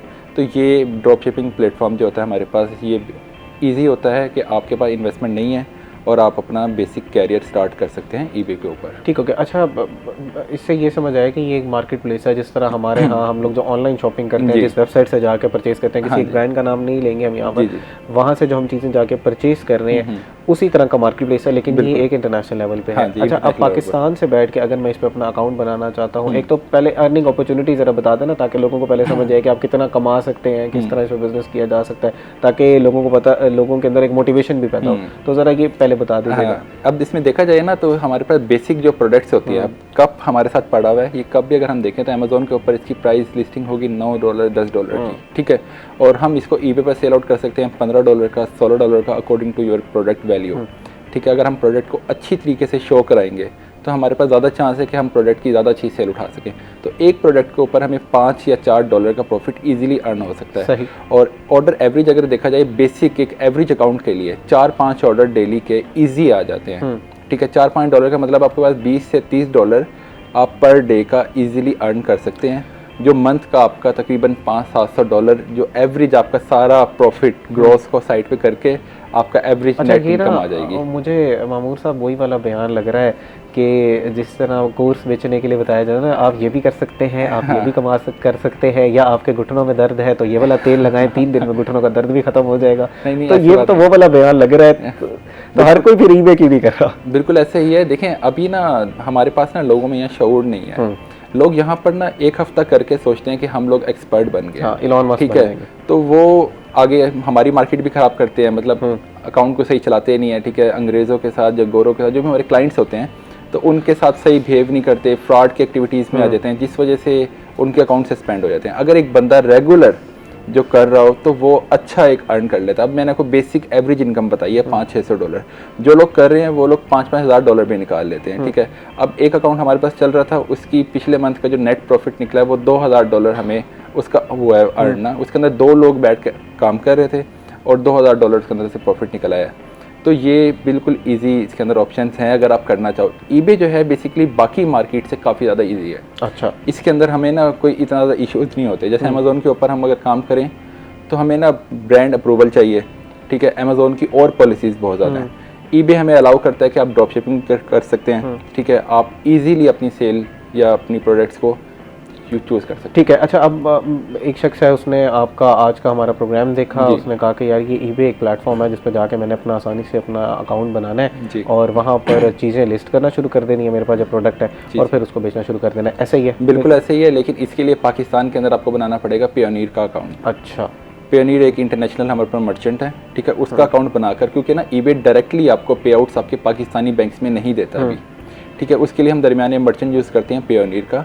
ईबे से जो पे आउट आएगा, जो हमारी प्रोडक्ट की सेलिंग की हमें जो वैल्यू वापस देंगे वो पेयोनीर के अंदर देंगे। पेयोनीर से हम वापस अपने अकाउंट में ले लेंगे, पाकिस्तानी अकाउंट में, ठीक है। अगर कोई सिंपल करना चाहता है वो अपने क्लाइंट्स ढूंढ सकता है फेसबुक के थ्रू, बाकी और प्लेटफॉर्म्स के थ्रू, उनके थ्रू अपना अकाउंट करके आज स्टार्ट कर ले चाहे वो। अच्छा, अब इसको सीखना किस तरह के हैं? ये जो 3-4 महीने के कोर्सेज होते हैं, उसको सीखने के बाद आप इतने हो जाते हैं कि आप अपना बिजनेस अब अपना स्टार्ट कर सकते हैं? बिल्कुल ऐसा ही है। 3-4 महीने के जो कोर्स है उसको भी करके आप स्टार्ट कर सकते हैं, लेकिन मैं ये सजेस्ट करता हूँ कि आप लोग यूट्यूब पर जो फ्री कोर्सेज हैं, ठीक है, उन्हीं को ही सीखा जाए, ठीक है। बाकी आप साथ साथ फेसबुक के डिफरेंट ग्रुप से और बाकी लोग चीज़ों से यूट्यूब से ही आप लर्निंग कर लें, ठीक है। जो कोर्स में आपको 3-4 महीने में सिखाते हैं वो सारा मटेरियल यूट्यूब पर आपको मिल जाता है, ठीक है ना। हम किसी को ये सजेस्ट नहीं करते कि वो जाकर 30,000, 40,000, 50,000 फीस पे करे। अभी काम स्टार्ट हुआ नहीं है, ठीक है। काम स्टार्ट हो जाए उसके बाद बंदा एक्सपेंस करता अच्छा भी लगता है, ठीक है ना। तो ईबे इतनी टफ नहीं है, मैंने पहले ही बताया। अच्छा, तो वो इजीली हो जाता है। अब मैं यही जानना चाह रहा हूँ कि मैंने पहले भी आपसे यही सवाल किया था कि एक वो शख्स है जिसको बिल्कुल ई कॉमर्स का नहीं पता, वो भी आसानी से बिल्कुल ऐसे कर सकता है, ईबे पे अपने प्रोडक्ट्स जो है वो सेल कर सकता है। अच्छा, ये बताइए कि अभी आपने फ्रॉड का भी जिक्र किया, अपने आप को सेफ किस तरह रखना है? पहले तो ये है ना कि हम लोगों के साथ खुद कोई फ्रॉड ना हो जाए ई कॉमर्स के दौरान, वो उन चीज़ों से किस तरह बचना है। उसके बाद फिर ज़रा स्टेप बाय स्टेप समझते जाते हैं कि एक शख्स है, उसने आज अपना बिजनेस स्टार्ट करना है तो उसको क्या क्या करना चाहिए। इसके अंदर ना फ्रॉड का जो मेन हमारे पास इशू आता है वो ये आता है कि हम अगर क्लाइंट के अकाउंट पे काम कर रहे हैं तो 1 महीना हम काम करते हैं, 1 महीने के बाद क्लाइंट पेमेंट दे या ना दे, इसके ऊपर एक मेन हमारे पास इशू पाकिस्तान में बैठ के ये, क्योंकि पाकिस्तान के अंदर हमारे पास कोई ऐसा लॉ भी नहीं है, ना हमें गवर्नमेंट की तरफ से कोई सपोर्ट है कि हम लोग कोई बंदा हमारी पेमेंट नहीं दे रहा तो हम उसको क्लेम कर सकें, ठीक है। ये हमें एक फैक्टर है जिसके ऊपर हमें भी कोई सोल्यूशन नहीं मिला हुआ। बाकी अगर हमने अपने आप को सेव करना है तो हम अपने ईबे के अकाउंट को सेव कर सकते हैं जिसके अंदर हमारा कोई बायर हमारे साथ फ्रॉड ना करे। तो उसके अंदर हमारे पास कुछ हमारी मतलब ट्रिक्स होती हैं जिसको हम यूज़ करते रहते हैं और अपने आप को सेव कर लेते हैं, अपने आप को जो सेव कर लेते हैं। नाज़रीन, इस पर मज़ीद भी मामू साहब जो है वो गुफ्तगू करते हैं, लेकिन अभी हमारे साथ हसन मलिक साहब मौजूद हैं, उनसे ज़रा वेदर की अपडेट्स ले लेते हैं। जी हसन, बताइएगा जी, क्या सूरत हाल है वेदर की? जी, तियामा, शहरियोलिया, मुल्तान और गिरदो नवा की अगर आज के मौसम के हवाले से बात की जाए तो आज मुल्तान शहर का मौसम कदरे बेहतर और खुशगवार रहता हुआ दिखाई दे रहा है। हल्की ठंडी हवा चलने का सिलसिला भी अलल सुबह से ही जारी है। इस वक्त की बात की जाए तो इस वक्त भी सूरज और बादलों की आंख मचोली का सिलसिला जारी है और सूरज और बादलों के दरमियान जो कैफियत है वो कुछ इस तरीके से रहती हुई दिखाई दे रही है कि बादल सूरज पर डोमिनेट करते हुए दिखाई दे रहे हैं और सूरज जो है वो कहीं दूर ओट में बादलों की छुपता हुआ दिखाई दे रहा है, जिसकी वजह से मौसम कदरे बेहतर और खुशगवार भी रहता हुआ दिखाई दे रहा है। आज अगर शहर के कम से कम दर्जा हरारत की बात की जाए तो आज मुल्तान शहर का कम से कम दर्जा हरारत 16 डिग्री सेंटीग्रेड पर रिकॉर्ड किया गया, जबकि ज़्यादा से ज़्यादा दर्जा हरारत आज शहर और गिरदो नवा का 25 से 26 डिग्री सेंटीग्रेड तक जाने के इम्कान जाहिर किए जा रहे हैं। हवा में नमी का तनासुब कदरे बेहतर है जो कि 88% तक रिकॉर्ड किया गया, जबकि अगर एयर क्वालिटी इंडेक्स को देखें तो आज शहर का एयर क्वालिटी इंडेक्स फ़िज़ाई आलूदगी भी कदरे थमती हुई दिखाई दे रही है, जो कि आज 82% तक 82 पॉइंट्स पर रिकॉर्ड की गई है। जबकि अगर एयर क्वालिटी इंडेक्स की बात की जाए तो एयर क्वालिटी इंडेक्स कदरे बेहतर रहने की वजह से पाकिस्तान के फ़िज़ाई आलूदा तरीन शहरों की लिस्ट में मुल्तान आज 8वें नंबर पर स्टैंड करता हुआ दिखाई दे रहा है। आने वाले दिनों के हवाले से बात की जाए तो महकमा मौसमियात की जानिब से ये कहा जा रहा है कि आज दोपहर से शाम के औकात में मूसलाधार बारिश के इम्कान जाहिर किए जा रहे हैं और मज़ीद ये भी कहा जा रहा है कि मार्च के इख्तिताम तक मुल्तान शहर का मौसम इसी तरीके से रहता हुआ दिखाई देगा कि जहाँ एक तरफ बारिश होती हुई दिखाई देगी, तो वहीं दूसरी तरफ मुल्तान शहर का मौसम भी कदरे बेहतर होगा, दर्जा हरारत नुमाया हद तक कम रहता हुआ दिखाई देगा और हवा चलने की वजह से मौसम खुशगवार रहता हुआ दिखाई देगा। आइंदा 24 घंटों के हवाले से बात की जाए तो आइंदा 24 घंटों के दौरान मुल्तान शहर का मतलब अबर आलूद रहेगा, हल्की बूंदाबांदी के इम्कान ज़ाहिर किए जा रहे हैं और मौसम खुशगवार रहने की पेशगोई जाहिर की जा रही है। जी बहुत शुक्रिया हसन, आपने तफसीलन आगाह किया कि इस वक्त वेदर की क्या सूरत हाल है। नाज़रीन, जिस तरह हसन बता रहे थे कि आइंदा जो मार्च के इख्तिताम तक मुल्तान का जो मौसम है वो खुशगवार रहेगा, तो भरपूर इसको एंजॉय कीजिएगा। अगर आप दावत देना चाहते हैं तो हमें भी बुला लीजिएगा, हम भी आपके साथ पकौड़े खा लेंगे। लेकिन बहरहाल जिस तरह इब्तदाई में मैंने बताया था कि अपनी सेहत का ध्यान रखना लाजमी है। हम लोग की बद एहतियाती होती है जिसकी वजह से फिर हमारा गला भी ख़राब हो रहा होता है, नज़ला ख़राब हो जाता है और उसकी वजह से फिर हमारी प्रोडक्टिविटी भी गिर जाती है। हम लोग ज़रा मामूर से गुफ्तगू कर रहे थे ईबे के ऊपर, अंतर साहब को भी शामिल गुफ्तगू करते हैं और उनसे जो है वो लॉ के बारे में थोड़ा सा समझ लेते हैं। अच्छा जनाब अंतर साहब, हमारे पाकिस्तान में ये कहा जाता है कि इंसाफ नहीं मिलता, कोर्ट्स में जो है वो काफ़ी देर हमें लग जाता है, एक ही केस तारीख पे तारीख मिलती है, हल नहीं निकलता। ऐसा ही है या आपको लगता है कि जुडिशरी सिस्टम अब थोड़ा सा बेहतर होता जा रहा है? जी बिल्कुल, पाकिस्तान में कोई निज़ाम इंसाफ की सूरत हाल ज़्यादा आइडियल नहीं है, लेकिन दिन ब दिन उसमें बाज़ हवालों से बेहतरी आ रही है और बाज़ हवालों से ज़्यादा सूरत हाल पेचीदा होती जा रही है। जैसे मौजूदा सूरत हाल में अब कुछ अरसे से बायोमेट्रिक सिस्टम राइज किया गया है कि हर बंदा, हर लिटिगेंट, चाहे वो इस साइड से है या उस साइड से, वो बायोमेट्रिक करवाएगा और हर एप्लीकेशन पे बायोमेट्रिक करवाएगा, हर स्टेप पे बायोमेट्रिक करवाएगा। तो इससे साइलिन की, मुकदमाबाज लोगों की या अपने आप को डिफेंड करने वालों की मुश्किलात मज़ीद बढ़ गई। अच्छा, बज़ाहिर तो ये अच्छी चीज़ लग रही थी जब ये नाफिज की गई थी कि क्योंकि फ्रॉड होता था बहुत ज़्यादा, लोग जो है वो काफ़ी परेशान थे, तो बज़ाहिर तो ये अच्छी चीज़ थी। बज़ाहिर अच्छी चीज़ है, लेकिन आप अगर प्रैक्टिकली देखें उसमें इस हवाले तक, इस हद तक अच्छी चीज़ है कि उससे ये इंश्योर हो गया कि लिटिगेंट जेन्युइन, बिल्कुल, वो कोई फ्रॉड नहीं किया जा रहा, बंदा है नहीं, वकील साहब प्रिटेंड कर रहे हैं या कोई और बंदा ये प्रिटेंड कर रहा है कि मैं वो हूँ जो कि वो नहीं है। लेकिन इसमें ये जो हर स्टेप पे ऐसा कर दिया गया है कि किसी ने दावा दायर करना है तो वो बायोमेट्रिक कराएगा, जवाब दावा जमा करवाना है तो बायोमेट्रिक करवाएगा, अगर दरमियान में कोई मिसलिनियस एप्लीकेशन देनी है तब फिर बायोमेट्रिक करवाएगा, उसका जवाब देना है उस पर बायोमेट्रिक करवाएगा। इस पे सबसे बड़ी तकलीफ दे बात जो इसमें सामने आ रही है, जो लोग जेलों में बंद हैं, अगर वो भी अपनी कोई दरख्वास्त जमानत दायर करना चाहते हैं, वकालतनामा तब्दील करवाना चाहते हैं, उनको भी बायोमेट्रिक लाजमी करार दे दी गई है, जबकि जेलों में तो भी बायोमेट्रिक सिस्टम इंस्टॉल ही नहीं हुआ। तो उससे आप अंदाज़ा लगाएं, वहाँ तो जो बंदा बंद है जो है वही बंद होता है ना, या तो आपको अपने जेल सिस्टम पे एतमाद नहीं है, उसकी प्रॉपर वेरिफिकेशन करता है जेल सुप्रीडेंट कि यहाँ फलां बंदा है, उसी ने अंगूठा लगाया और उसकी मैं वेरिफिकेशन कर रहा हूँ। अब उस पे आप बायोमेट्रिक का भी इंस्टॉल करने से पहले कोर्ट्स में जनाब इस चीज़ पे जोर दे रहे हैं। मतलब आप ये कह रहे हैं कि बज़ाहिर ये एक अच्छा सिस्टम था, लेकिन इसके अंदर कहीं ना कहीं कोई लूप होल्स मौजूद हैं जिसको बेहतर करने की ज़रूरत है। अच्छा ये बताइएगा कि एक शख्स जिसने आज, जिसके साथ कोई फ्रॉड हुआ है, अभी हम ईबे की बात कर रहे थे, इसी की एग्जांपल ले लेते हैं, तो वो अब कोई केस करना चाहता है, किसी के ख़िलाफ़ करना चाहता है या उसको उसकी कोई ग्रीवेंसेस हैं, स्टेप बाय स्टेप ज़रा समझाइएगा उसने करना क्या है। वो लोग जिन्होंने कभी कोर्ट कचहरी का रुख नहीं किया, जिसको उनको पता ही नहीं है वकील काम किस तरह करता है, कोर्ट्स किस तरह काम करता है, उनके लिए ज़रा बताइएगा बड़ा आसान अल्फाज में। कितने इलेक्ट्रॉनिक फ्रॉड नहीं सर, मजमूई तौर पर ज़रा किसी भी तरीके का बता दीजिएगा, कोई भी किसी भी तरीके का केस, और ज़रा कोर्ट्स को भी समझा दीजिएगा कि कितने टीयर की कोर्ट्स होती हैं। सबसे पहले तो पाकिस्तान में अगर किसी बंदे को कोई भी मसला पेश आता है तो वो मसले दो किस्म के हो सकते हैं, वो सिविल नेचर का हो सकता है या फौजदारी किस्म का। अगर उसके साथ कोई फौजदारी नेचर का हो गया, कोई फ्रॉड हो गया, धोखा हो गया, उसके साथ ज्यादती हो गई, किसी ने उसके साथ कोई ऑफेंस कर दिया, वो काम जो ऑफेंस की उसमें फॉल करते हैं डेफिनेशन में, तो सबसे पहले तो वो 15 पे कॉल किया करे। आम शहरी को चाहिए उसके साथ जब भी कोई इशू हो 15 पे कॉल करे ताकि मसला उसका फौरी तौर पे रिपोर्ट हो जाए। सही। अब 15 पे कॉल ना करना और काफ़ी दिनों बाद या काफ़ी घंटों बाद जाके सिर्फ थाने में ही उसको रिपोर्ट करना, इससे बाज़ औक़ात मामला मशकूक समझा जाता है। अच्छा, कि इसके साथ अगर ये इस तरह का मसला हुआ था तो इसने 15 पे कॉल करके उसे रिपोर्ट क्यों नहीं किया।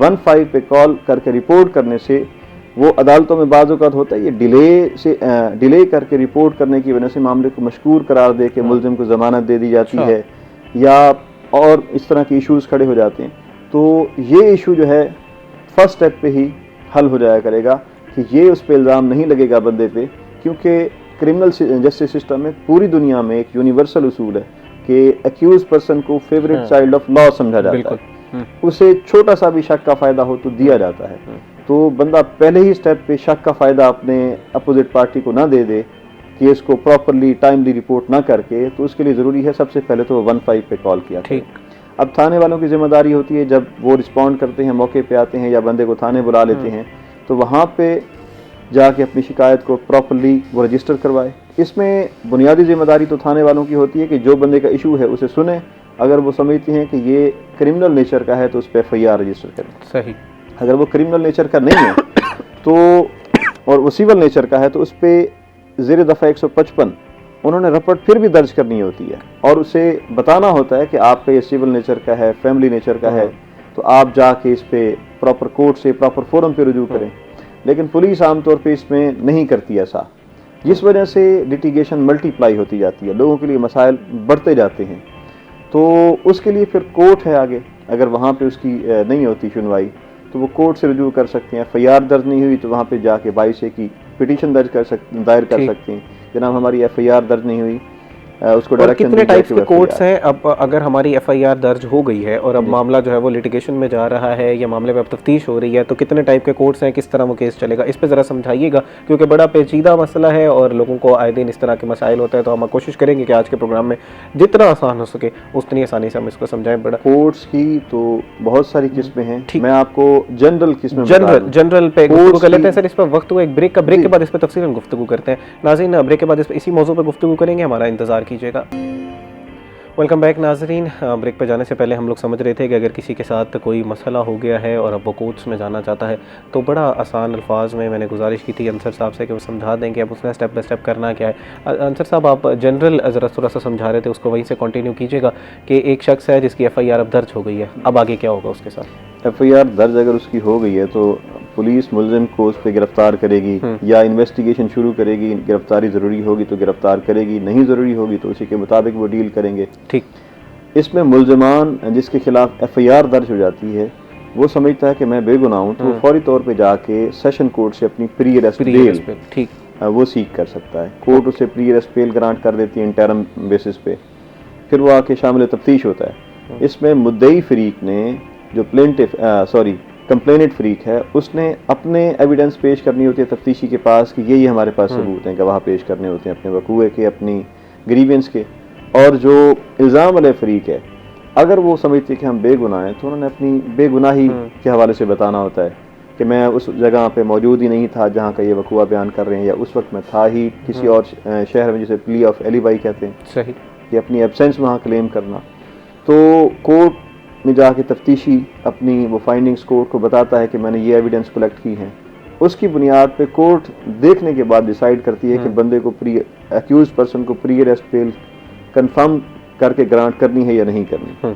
अगर कोर्ट समझती है कि जी FIR दुरुस्त हुई है और इसमें ये वाकई कसूरवार है, इसको गिरफ्तार करके इन्वेस्टिगेशन को मुकम्मल किया जाना चाहिए, तो उसकी FIR बेल पिटीशन जो है खारिज कर दी जाती है। सही, उसके बाद हाई कोर्ट भी बंदा जाके सेशन कोर्ट के बाद बेल पिटीशन दायर कर सकता है। वहां से भी खारिज हो जाए तो सुप्रीम कोर्ट तक, सुप्रीम कोर्ट से भी खारिज हो जाए तो डेफिनेटली फिर रिमांड ही होता है।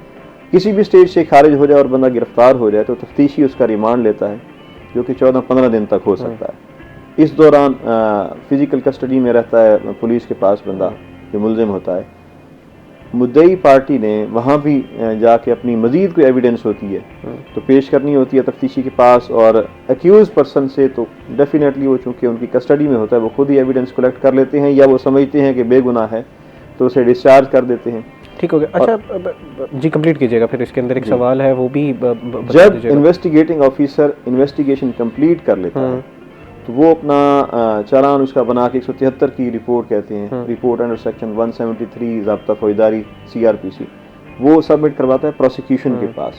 प्रोसिक्यूशन उसे कोर्ट में सबमिट करवाती है मुतलका एरिया मजिस्ट्रेट के पास कि जनाब ये केस फिट फॉर ट्रायल है। अब वो जो इलाका मजिस्ट्रेट है वो देखता है कि ये इसके अंदर फलां सेक्शन लगे हुए हैं, इस सेक्शन कि समात कौन सा जज कर सकता है। सही। वो आम मजिस्ट्रेट करेगा, वो मजिस्ट्रेट सेक्शन 30 करेगा, या वो एडिशनल सेशन जज करेगा।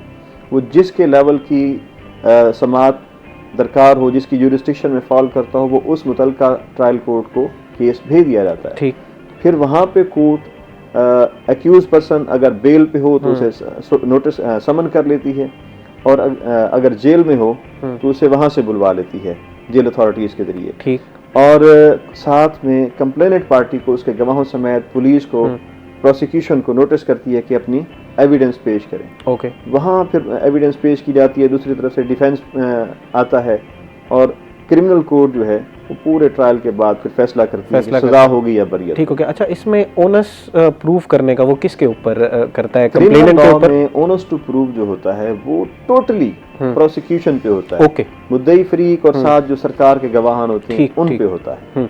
अच्छा जनाब, ये बताइए कि कौन सी गलतियां आप अपनी प्रैक्टिस में देखते हैं जो आम आवाम करते हैं, जिसकी वजह से उनका केस जो है वो जल्दी सॉल्व होने के डिले का शिकार होता रहता है? दूसरा, आप जैसे वकला के ऊपर भी एक इल्ज़ाम लगाया जाता है कि यार ये अपनी फ़ीस लेने के लिए डिले का शिकार करा देते हैं, तारीख पे तारीख लेते रहते हैं, तो फिर अपनी वकला बरादरी के बारे में भी थोड़ा सा बताइए। पहली चीज़ आपने पूछी कि कौन कौन से अवामिल हैं जिनकी बुनियाद पे केस के लिए मसाइल हो सकते हैं, प्रूव नहीं कर पाता या एक्यूज पर्सन बरी हो जाता है। सबसे पहली चीज़, आप रिपोर्ट करने में बिल्कुल डिले ना करें। जब भी वकूआ हो फौरी 15 पे कॉल करें, उसे फौरी FIR उस पर रजिस्टर करवाएं। ठीक है।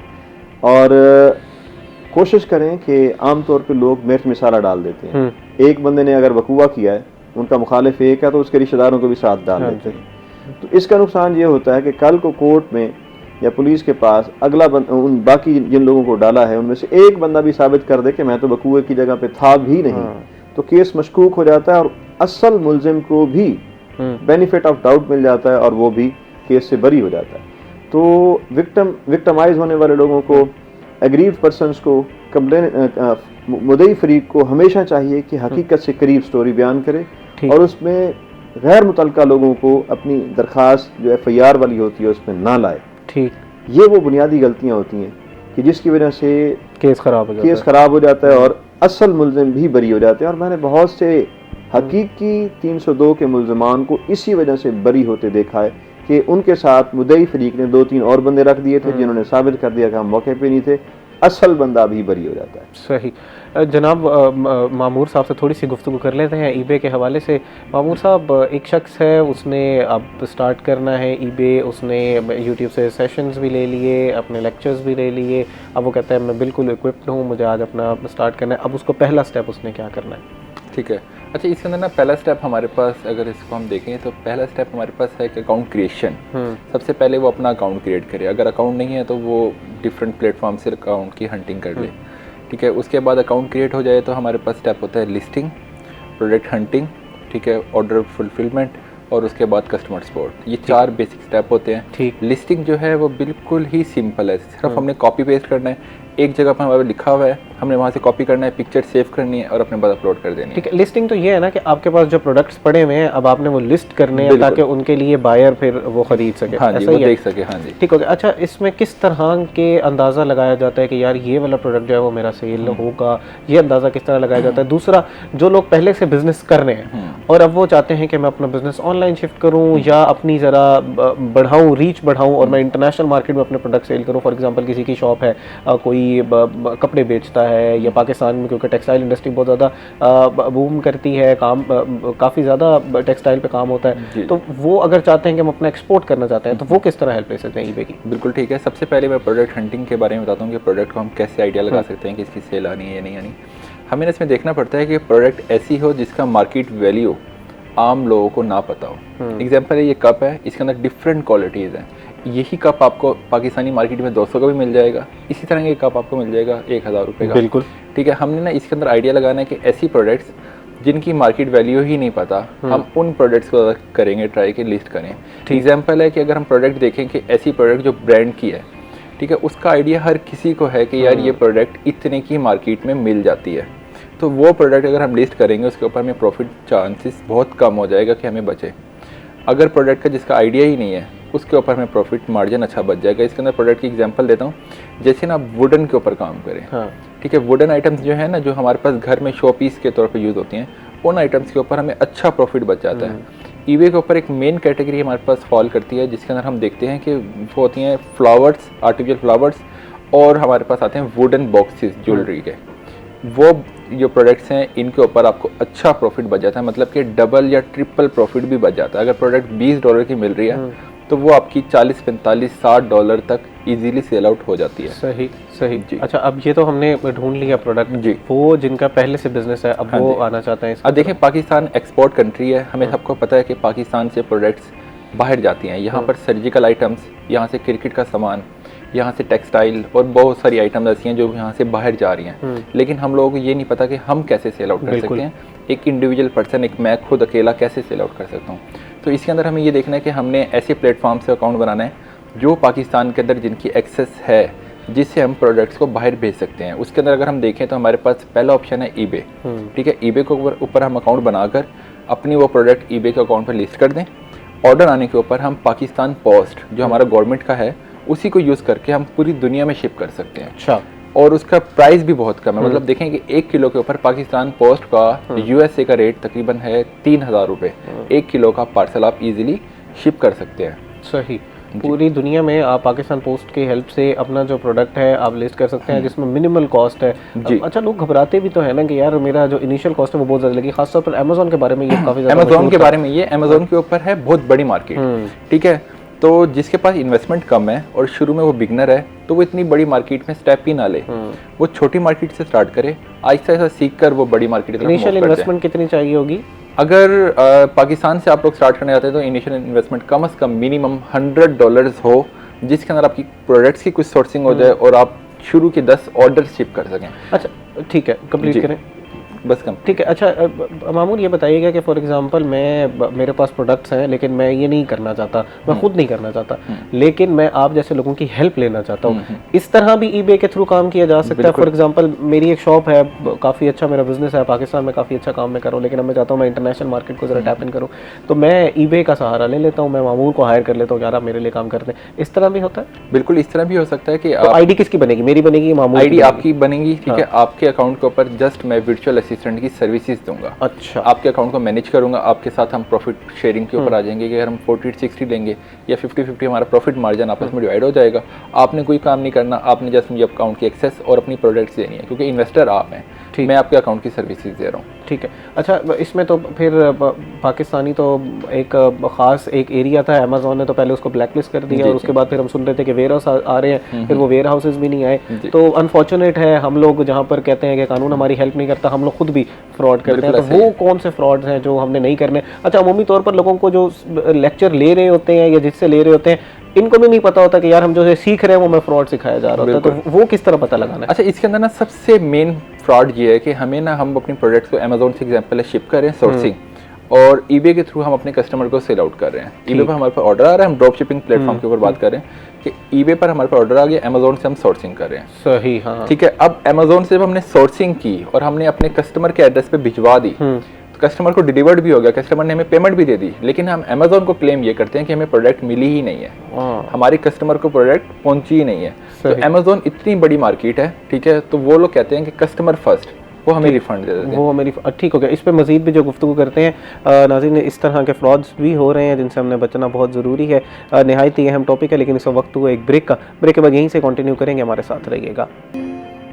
वेलकम बैक नाज़रीन। ब्रेक पे जाने से पहले हमें मामूर जो है वो कुछ ख़ास फ्रॉड्स के बारे में बता रहे थे जिनसे हमने लाजमी तौर पर बचना है, उनसे उस हवाले से गुफ्तगू करते हैं। फिर हम लोग गुजारिश करेंगे अंसर साहब से कि वो भी हमें ज़रा बताएं कि हमें फिर कानून किस तरह हेल्प करता है इन सारे मामलात में। अगर हमारे साथ कोई फ्रॉड हो जाता है या हमें अंदाज़ा ही नहीं होता कि हम जो काम कर रहे हैं वो फ्रॉड है, तो उससे फिर किस तरह बचना है। मामूर साहब, अपनी बात को कंटिन्यू कीजिएगा। आप हमें बता रहे थे कि अमेज़ॉन के हवाले से भी एक फ़्रॉड हो रहा है, इसके अलावा और किस तरह के फ्रॉड हैं जिनसे बचना है, जो बच्चा कोर्स सीख रहा था कि उसको ये अंदाज़ा हो जाए कि यार ये काम नहीं करना?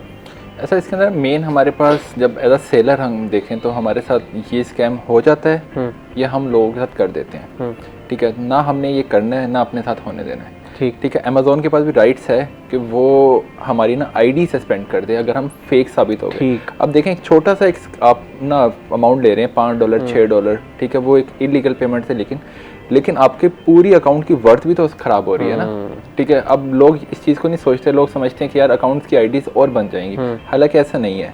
एक अमेज़ॉन एक ही आईडी आपको ऑफर करता है, अगर आप उसको स्टेन रखें तो वो आपकी लॉन्ग टर्म चल सकती है। ठीक हो गया जी। अच्छा मामूर, आपने फ्रॉड के बारे में बता दिया जिससे हमने बचना है, ये भी बता दिया कि आपने लिस्ट किस तरह करना है। वो सवाल मेरा रह गया जिस पे हम लोग बात कर रहे थे कि एक शख्स अब खुद, एक तो मैंने हेल्प के हवाले से पूछ लिया ना कि आपकी मैंने हेल्प ले ली, एक शख्स है वो खुद ही अपना प्रोडक्ट सेल करना चाहता है, अच्छा उसको ज़्यादा अपॉर्चुनिटी है या वो जो लिस्ट कर रहा है डिफरेंट प्रोडक्ट्स हंट करता है उसके बाद लिस्ट करता है, तो ज़्यादा ग्रोथ करने के किसके चांसेस है? देखिए, आपका अपना अकाउंट जो है ना वो ज़्यादा आपके लिए सूटेबल है कि आप उसमें ग्रो कर सकते हो। कल को आप अपनी हिस्ट्री दिखा सकते हैं, ठीक है, आप अपने पास प्रोडक्ट्स और ले आएंगे कि ये देखें हमारी इतनी ऑलरेडी सेल आ रही है, आपके पास लोग आएंगे कहेंगे हमारी प्रोडक्ट अपने अकाउंट पे सेल आउट कर लो। जब आप किसी और के अकाउंट को सर्विसेज दे रहे हैं तो उसमें आपकी ग्रोथ नहीं है, कल को वो बंदा चेंज कर लेते किसी भी वर्चुअल असिस्टेंट को तो आप जीरो हो जाओगे।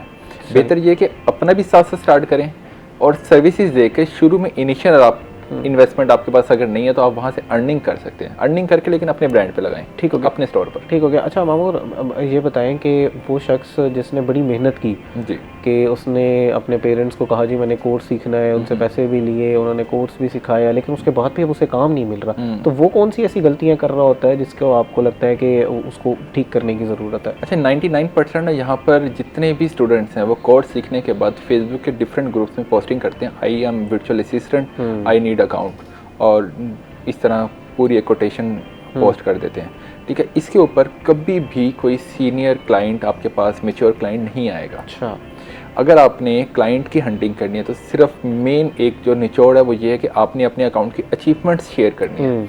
आपने कभी भी मेंशन नहीं करना कि मुझे अकाउंट चाहिए, आप अपने अकाउंट्स की अचीवमेंट शेयर करें कि हमने इतनी सेल ली है, ठीक है। किसी का कोई मसला है उसका सलूशन कमेंट्स कर दें, आपके पास मैच्योर और अच्छे क्लाइंट्स आएंगे। ये एक नतीजा निचोड़ है जो मैंने निकाला कि अगर मुझे अकाउंट चाहिए 10 अकाउंट आज के दिन में तो मैं 10 के 10 अकाउंट फाइंड आउट कर लूँगा इसी निचोड़ के ऊपर कि मैं सिर्फ अचीवमेंट्स पोस्ट करूँगा और प्रॉब्लम के सलूशन दूंगा कि ये सलूशन है, तो वहाँ से हमारे पास क्लाइंट अट्रैक्ट करते हैं और हमसे रब्ता करते हैं और अच्छे क्लाइंट्स होते हैं वो। ठीक हो गया। जनाब आपको अंतर साहब मैं शामिल गुफ्तगू करना चाहूँगा। अच्छा, अब थोड़ा सा इलेक्ट्रॉनिक क्राइम के हवाले से बात कर लेते हैं। यंग हैं बच्चे जो हैं वो काम करना चाह रहे हैं, एक सर्विसेज सेक्टर हमारा वैसे भी बूम कर रहा है पाकिस्तान में, हुकूमत भी अब सपोर्ट कर रही है, हुकूमत कह रही है कि आप इस तरह के काम करें, एक्सपोर्ट ओरिएंटेड हुकूमत इकॉनमी की तरफ हम लोग जाना चाह रहे हैं।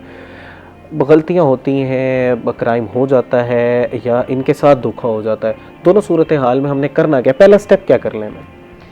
नॉर्मली यहाँ पे ज़्यादा जो हो रहा है वो तो आम लोगों के साथ फ्रॉड हो रहा है। जी बिल्कुल, जैसे थोड़ी देर पहले बता रहे थे भाई साहब कि अमेज़ॉन से चीज़ मंगवा लेते हैं, डिलीवर भी हो जाती है, लेकिन दरमियान वाला जो है वो अमेज़ॉन से क्लेम कर लेता है। बिल्कुल।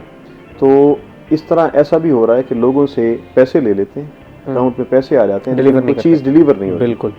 तो इस तरह का फ्रॉड ज़्यादा हो रहा है। हाँ।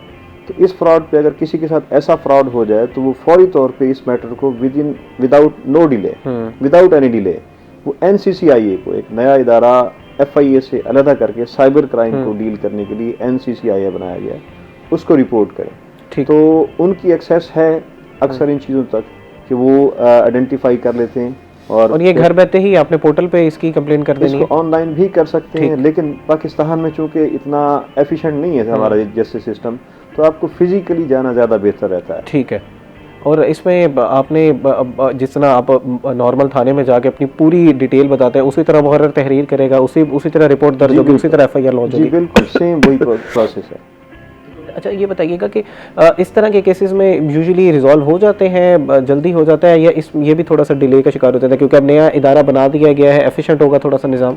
जी यहाँ इस पे उनसे जो फ्रॉड करने वाला बंदा बैठा है, अगर वो पाकिस्तान में बेस कर रहा है, उसका अकाउंट भी यहीं का बना हुआ है, तो वो नॉर्मली पकड़ा जाता है, हो जाते हैं गिरफ्तार। ठीक हो गया। अगर उनसे किसी इंटरनेशनल लेवल के ऊपर बैठे हुए बंदे ने, किसी और कंट्री में बैठे हुए बंदे ने फ्रॉड किया है, तो उसका पकड़ा जाना नॉर्मली मुश्किल होता है। लेकिन पाकिस्तान में बैठे हुए लोग अक्सर NCCI डिटेक्ट कर भी लेता है और पकड़ भी लेता है। अच्छा, बड़े बड़े गैंग्स इस पे गिरफ्तार होते हैं। अच्छा जनाब, ये बताइएगा कि आप अपनी प्रैक्टिस में ज़रा बताइएगा कि लोग, जैसे मैंने पहले आपसे सवाल किया था कि कौन सी गलतियां कर रहे होते हैं, इन मामलात में कैसी गलतियां होती हैं? फॉर एग्जांपल एक फ़ोन आता है आपके बच्चे को, जी हमने पकड़ा हुआ है, मैं फ़लाँ पुलिस वाला बात कर रहा हूँ, मुझे इतने पैसे दे दें, या आप गलती से मेरे पैसे आपके अकाउंट में ट्रांसफ़र हो गया, मुझे वो ट्रांसफ़र कर दें।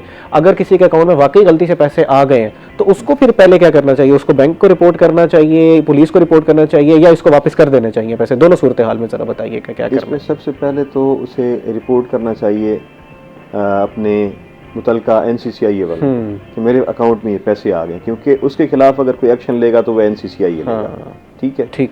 सबसे पहले तो उसको रिपोर्ट करना चाहिए, फिर अपने बैंक वालों को भी बता देना चाहिए। अगर बैंक वालों को बताना इतना मैटर इसलिए नहीं करता, उसका अकाउंट है, उसके अकाउंट में पैसे आ गए, बैंक को तो कोई इशू नहीं।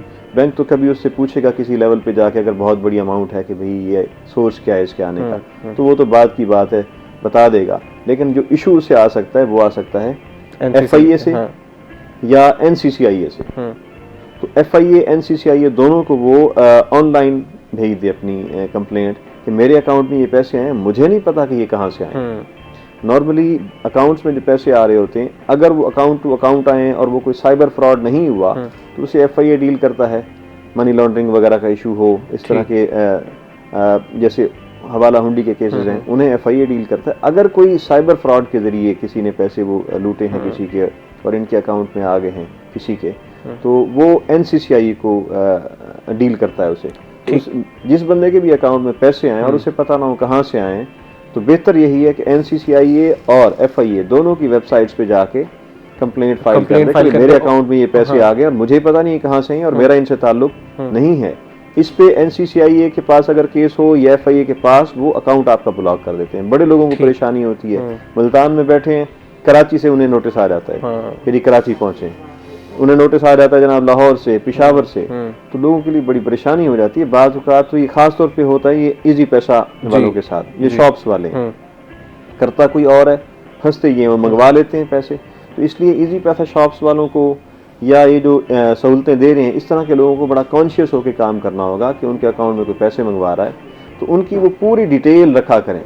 जो बंदा पैसे लेने, अगर वो बड़ी अमाउंट है, 5, 10, 15 हज़ार तो चले समझ आता है, अगर बड़ी अमाउंट है तो उस बंदे की ID कार्ड नंबर, उसका फ़ोन नंबर, वो सारी डिटेल अपने पास एक प्रॉपर रजिस्टर मेंटेन करें कि कल को उनको अगर कहीं से नोटिस आ जाता है कि आपके अकाउंट में इतने पैसे आए थे, आपने वो फ्रॉड हुआ फला जगह पे, आप उसमें मुलविस हैं, तो इसके पास अपने डिफेंस में देने को कुछ तो हो।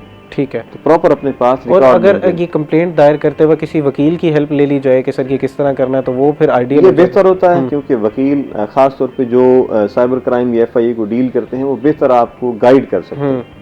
ठीक हो गया। अच्छा, हमने ये समझ लिया कि एक शख्स है, उसने कंप्लेंट किस तरह करनी है, FIR किस तरह करनी है, कोर्ट्स में उसका मामला किस तरह चलेगा, साइबर क्राइम का अगर हो गया तो उसने किस तरह डील करना है। ये बताइएगा कि अगर कोई शख्स है वो अभी भी उसको लगता है कि मेरे ग्रीवेंसेस रिजॉल्व नहीं हुए, तो ये जो CM पोर्टल्स हैं, PM पोर्टल है या जो दीगर इस तरह के इदारे हैं, तो वहाँ पर ग्रीवेंसेस किस तरह जो है वो रिजॉल्व हो सकता है? पोर्टल्स पे जाने से बेहतर है कि वो कोर्ट में पिटीशन फाइल कर दें अंडर सेक्शन 22A CRPC। ठीक, उस पे कोर्ट नोटिस कर देती है FIA या साइबर क्राइम जिसके पास भी उनकी एप्लीकेशन कंप्लेंट पेंडिंग होती है, तो इस तरह जल्दी हल हो जाता है। इस तरह जल्दी हल हो जाता है। मज़ीद भी लॉ के हवाले से गुफ्तगू करते हैं, eBay के हवाले से भी गुफ्तगू करेंगे, लेकिन इस वक्त हुआ एक ब्रेक का। नाज़रीन हमारे साथ रहिएगा।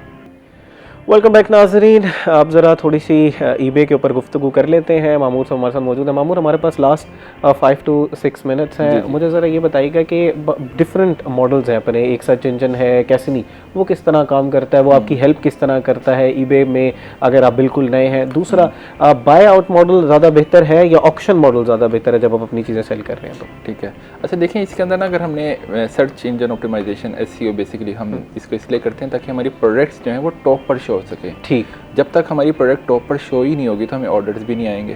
तो टॉप पर शो होने से ही हमारे पास ऑर्डर आता है। तो अगर हमने अपनी प्रोडक्ट की SEO अच्छी की हुई होगी तो हमारे पास ऑर्डर अच्छे आ सकते हैं। अब इसके अंदर हम कैसे यूज़ कर सकते हैं, हमने अपनी प्रोडक्ट का टाइटल और अपनी डिस्क्रिप्शन को अच्छा रखना है। ठीक है, फर्स्ट आपका इंप्रेशन जो है ना वही लास्ट इंप्रेशन होता है जो हमने सुना हुआ है। तो आपकी प्रोडक्ट की पिक्चर और आपकी प्रोडक्ट का टाइटल वो आपने डिफरेंट, आपके पास टूल्स हैं जिनको आप यूज़ करके अच्छा कर सकते इसमें ना एक शख्स कितनी ही स्किल सीख सकता है। एक तो उसने eBay सीखा, बिल्कुल, एक प्लेटफॉर्म को सीख लिया मैंने कैसे इस्तेमाल करना है, फिर अभी आप कह रहे हैं जो मैंने पूरी 4 साल की डिग्री की हुई है कि आपने तस्वीर किस तरह करनी है, उसको बेचना किस तरह है, उसकी स्टोरी किस तरह बनानी है, वो सीखना है। फिर अब आप एक और चीज़ SEO के एक्सपर्ट बनने का भी कह रहे हैं, अब वो भी एक पूरी डिजिटल मार्केटिंग की पूरी स्ट्रीम अलग है। तो एक प्रोडक्ट सेल करने में बेहतर नहीं है कि मैं या तो किसी की सर्विसेज ले लूं, या मुझे तो 4-5 साल लग जाएंगे सारी स्किल सीखते सीखते। देखें ये ना, आपने SEO की बेसिक, आपको मैं सिर्फ ओवरव्यू बता रहा था। ठीक, आपने ChatGPT ओपन करना है, आपने कहना है ये मेरा कप है, ठीक है, मुझे इसका टाइटल अच्छे SEO हुआ दे दें, वो टैग्स भी दे देगा, वो आपको ChatGPT दे देगा। तो आपको जरूरत ही नहीं है कि आप इतना ज्यादा डीप जाएं, आप स्मार्ट वर्क करें। हार्ड वर्किंग कौन कर रहा है, ठीक है ना, जब काम स्मार्ट है ये, तो आप इसे ChatGPT से लेने SEO वाला। पिक्चर्स भी आप अपनी ऑप्टिमाइज कर लें ChatGPT के थ्रू, या आप खुद कैनवा के थ्रू अगर बेसिक एडिटिंग आती है तो वो कर लें, ठीक है। डिस्क्रिप्शन भी इसी तरह सेम लाइक हो जाएगा, आप अपनी सेट कर सकते हैं। ठीक हो गया। अच्छा, और इसमें अगर हम सीख लेते हैं हल्की जो थोड़ी सी स्किल्स हैं, वो कौन सी स्किल्स बेहतर हैं जो आपको सीखने ली चाहिए? मेन इसके अंदर eBay अगर आपने सीख लिया, ठीक है, वेल एंड गुड है। साथ हर बंदे को डिजिटल मार्केटिंग आना ज़रूरी है। ये डिजिटल मार्केटिंग अगर आप eBay के ऊपर 3 महीने दे रहे हो तो 1 महीना डिजिटल मार्केटिंग को लाजमी दें। और डिजिटल मार्केटिंग में कौन कौन सी स्किल सीखनी है? डिजिटल मार्केटिंग होता है बेसिकली कि आप अपने आप को डिजिटली पब्लिसिटी कर रहे हैं प्रोडक्ट्स की, अपनी खुद की किसी भी कंटेंट को पब्लिकली डील कर रहे हैं, जिसको आप एड्स के थ्रू ऐड लगा रहे हैं फेसबुक पर, इंस्टाग्राम पर, टिकटॉक पर। डिजिटल मार्केटिंग ऐसा प्लेटफॉर्म है कि अगर किसी को वो आता है तो कम से कम वो भूखा नहीं सोएगा, उसके पास कुछ ना कुछ आता रहेगा। eBay का कारण ये है कि सस्पेंड भी हो सकता है, कल को कोई भी इशू आ सकते हैं, eBay पाकिस्तान वालों के लिए बंद कर दे। लेकिन डिजिटल मार्केटिंग जो है वो काफ़ी हद तक एक स्टेबल है। दोनों चीज़ों का साथ कम्बो बेहतर ऑप्शन है कि एक बच्चा या एक बंदा जो अर्न करना चाह रहा है वो अच्छे स्टेप पर चल जाए। पिछले दिनों में बहुत से लोगों ने डिजिटल मार्केटिंग सीखी, फिर लोगों ने कहना शुरू कर दिया कि यार नहीं, किसी तरह अमेजोन भी बहुत से लोगों ने सीखा, फिर उन्होंने कहा नहीं यार ये अब मार्केट सैचुरेट हो गई है, अब कोई और स्किल सीख लें, फिर कोई और स्किल सीख लें, फिर कोई और स्किल सीख लें। इस तरह जो बंदा फ्रीलांसिंग में आता भी है वो 2 से 3 सालों में थक हार के बाहर आ जाता है। वो कहता है यार ये वो फील्ड है, मैं मेरे लिए वो जो पुराने सीखते हैं यार, मैं उस्ताद बन जाऊंगा, डॉक्टर, इंजीनियर, मैं गवर्नमेंट नौकरी की तलाश में लग जाऊंगा, ये वो फील्ड ठीक है, ये तो मार्केट ही सैचुरेट हो जाती है, हर 3 दिन बाद मुझे फील्ड चेंज करनी पड़ रही है। अच्छा, इसके अंदर ये है कि अगर पूरा पाकिस्तान भी eBay के ऊपर एज अ सेलर आ जाए ना, तो फिर भी eBay के पास ऑप्शंस अभी बाकी होंगे। मतलब इतनी बड़ी मार्केट है, हम सोच भी नहीं सकते। तो अभी इस पर बहुत ज़्यादा ऑप्शंस हैं, आप इसके ऊपर रह सकते हैं, कोई भी इसमें इस तरह का इशू हमें नहीं फेस करने को मिला। ठीक है। डिजिटल मार्केटिंग जो है वो बेसिकली सिंपल बेसिक मैं बता रहा हूँ कि वो सीखना है। उसके अंदर हमारे पास काम ये होता है कि हम किसी भी प्रोडक्ट को लोकल पाकिस्तान के अंदर हम देख रहे हैं कि डिफरेंट प्रोडक्ट सेल आउट हो रही हैं, हमारे पास डिफरेंट प्रोडक्ट्स की एड्स आ रही हैं। अगर कोई बंदा जिसने वीडियो एडिटिंग का कोर्स किया हुआ है, ग्राफिक डिजाइनिंग का किया हुआ है, उसके पास ऑप्शन नहीं है कि वो कहाँ पर अपना काम सेल आउट करे, तो वो अपनी एड लगाकर अपने आप को रिप्रेजेंट कर सकता है पूरे पाकिस्तान में, जो है वो रिप्रेजेंट कर सकता है। अंसर साहब, लोग जो है वो बहुत ज़्यादा कमाते हैं यहाँ से, लेकिन अपने टैक्स रिटर्न में फाइल नहीं करते, तो इसका फिर उनका खुमियाजा भुगतना पड़ सकता है। बड़ा 30 to 40 सेकंड में जवाब दीजिएगा क्योंकि फिर हमने एंडिंग की तरफ जाना है। इस तरह का बिजनेस करने वालों को अपने आप को बतौर टैक्स फाइलर रजिस्टर करवाना चाहिए, कहीं ऐसा ना हो बाद में उनको मनी लॉन्ड्रिंग के केस में या इस तरह के किसी फ्रॉड के केस में उठा लिया जाए, FIA या NCCI। एक सर्टेन अमाउंट होनी चाहिए, कितना कमा रहे हैं उसके बाद रजिस्टर कराना है, या किसी भी अमाउंट को नहीं, उन्हें फौरी तौर पे करवा लेना चाहिए क्योंकि उन्होंने हर साल टैक्स रिटर्न्स फाइल करनी होती है। ठीक है, हाँ जी। तो जो भी कमा रहे होंगे, जितना भी वो शो करना चाहेंगे अपने टैक्स रिटर्न्स में, सालाना शो कर देंगे। अंसर साहब, बहुत शुक्रिया जी, आप हमारे साथ आज प्रोग्राम में हिस्सा बने।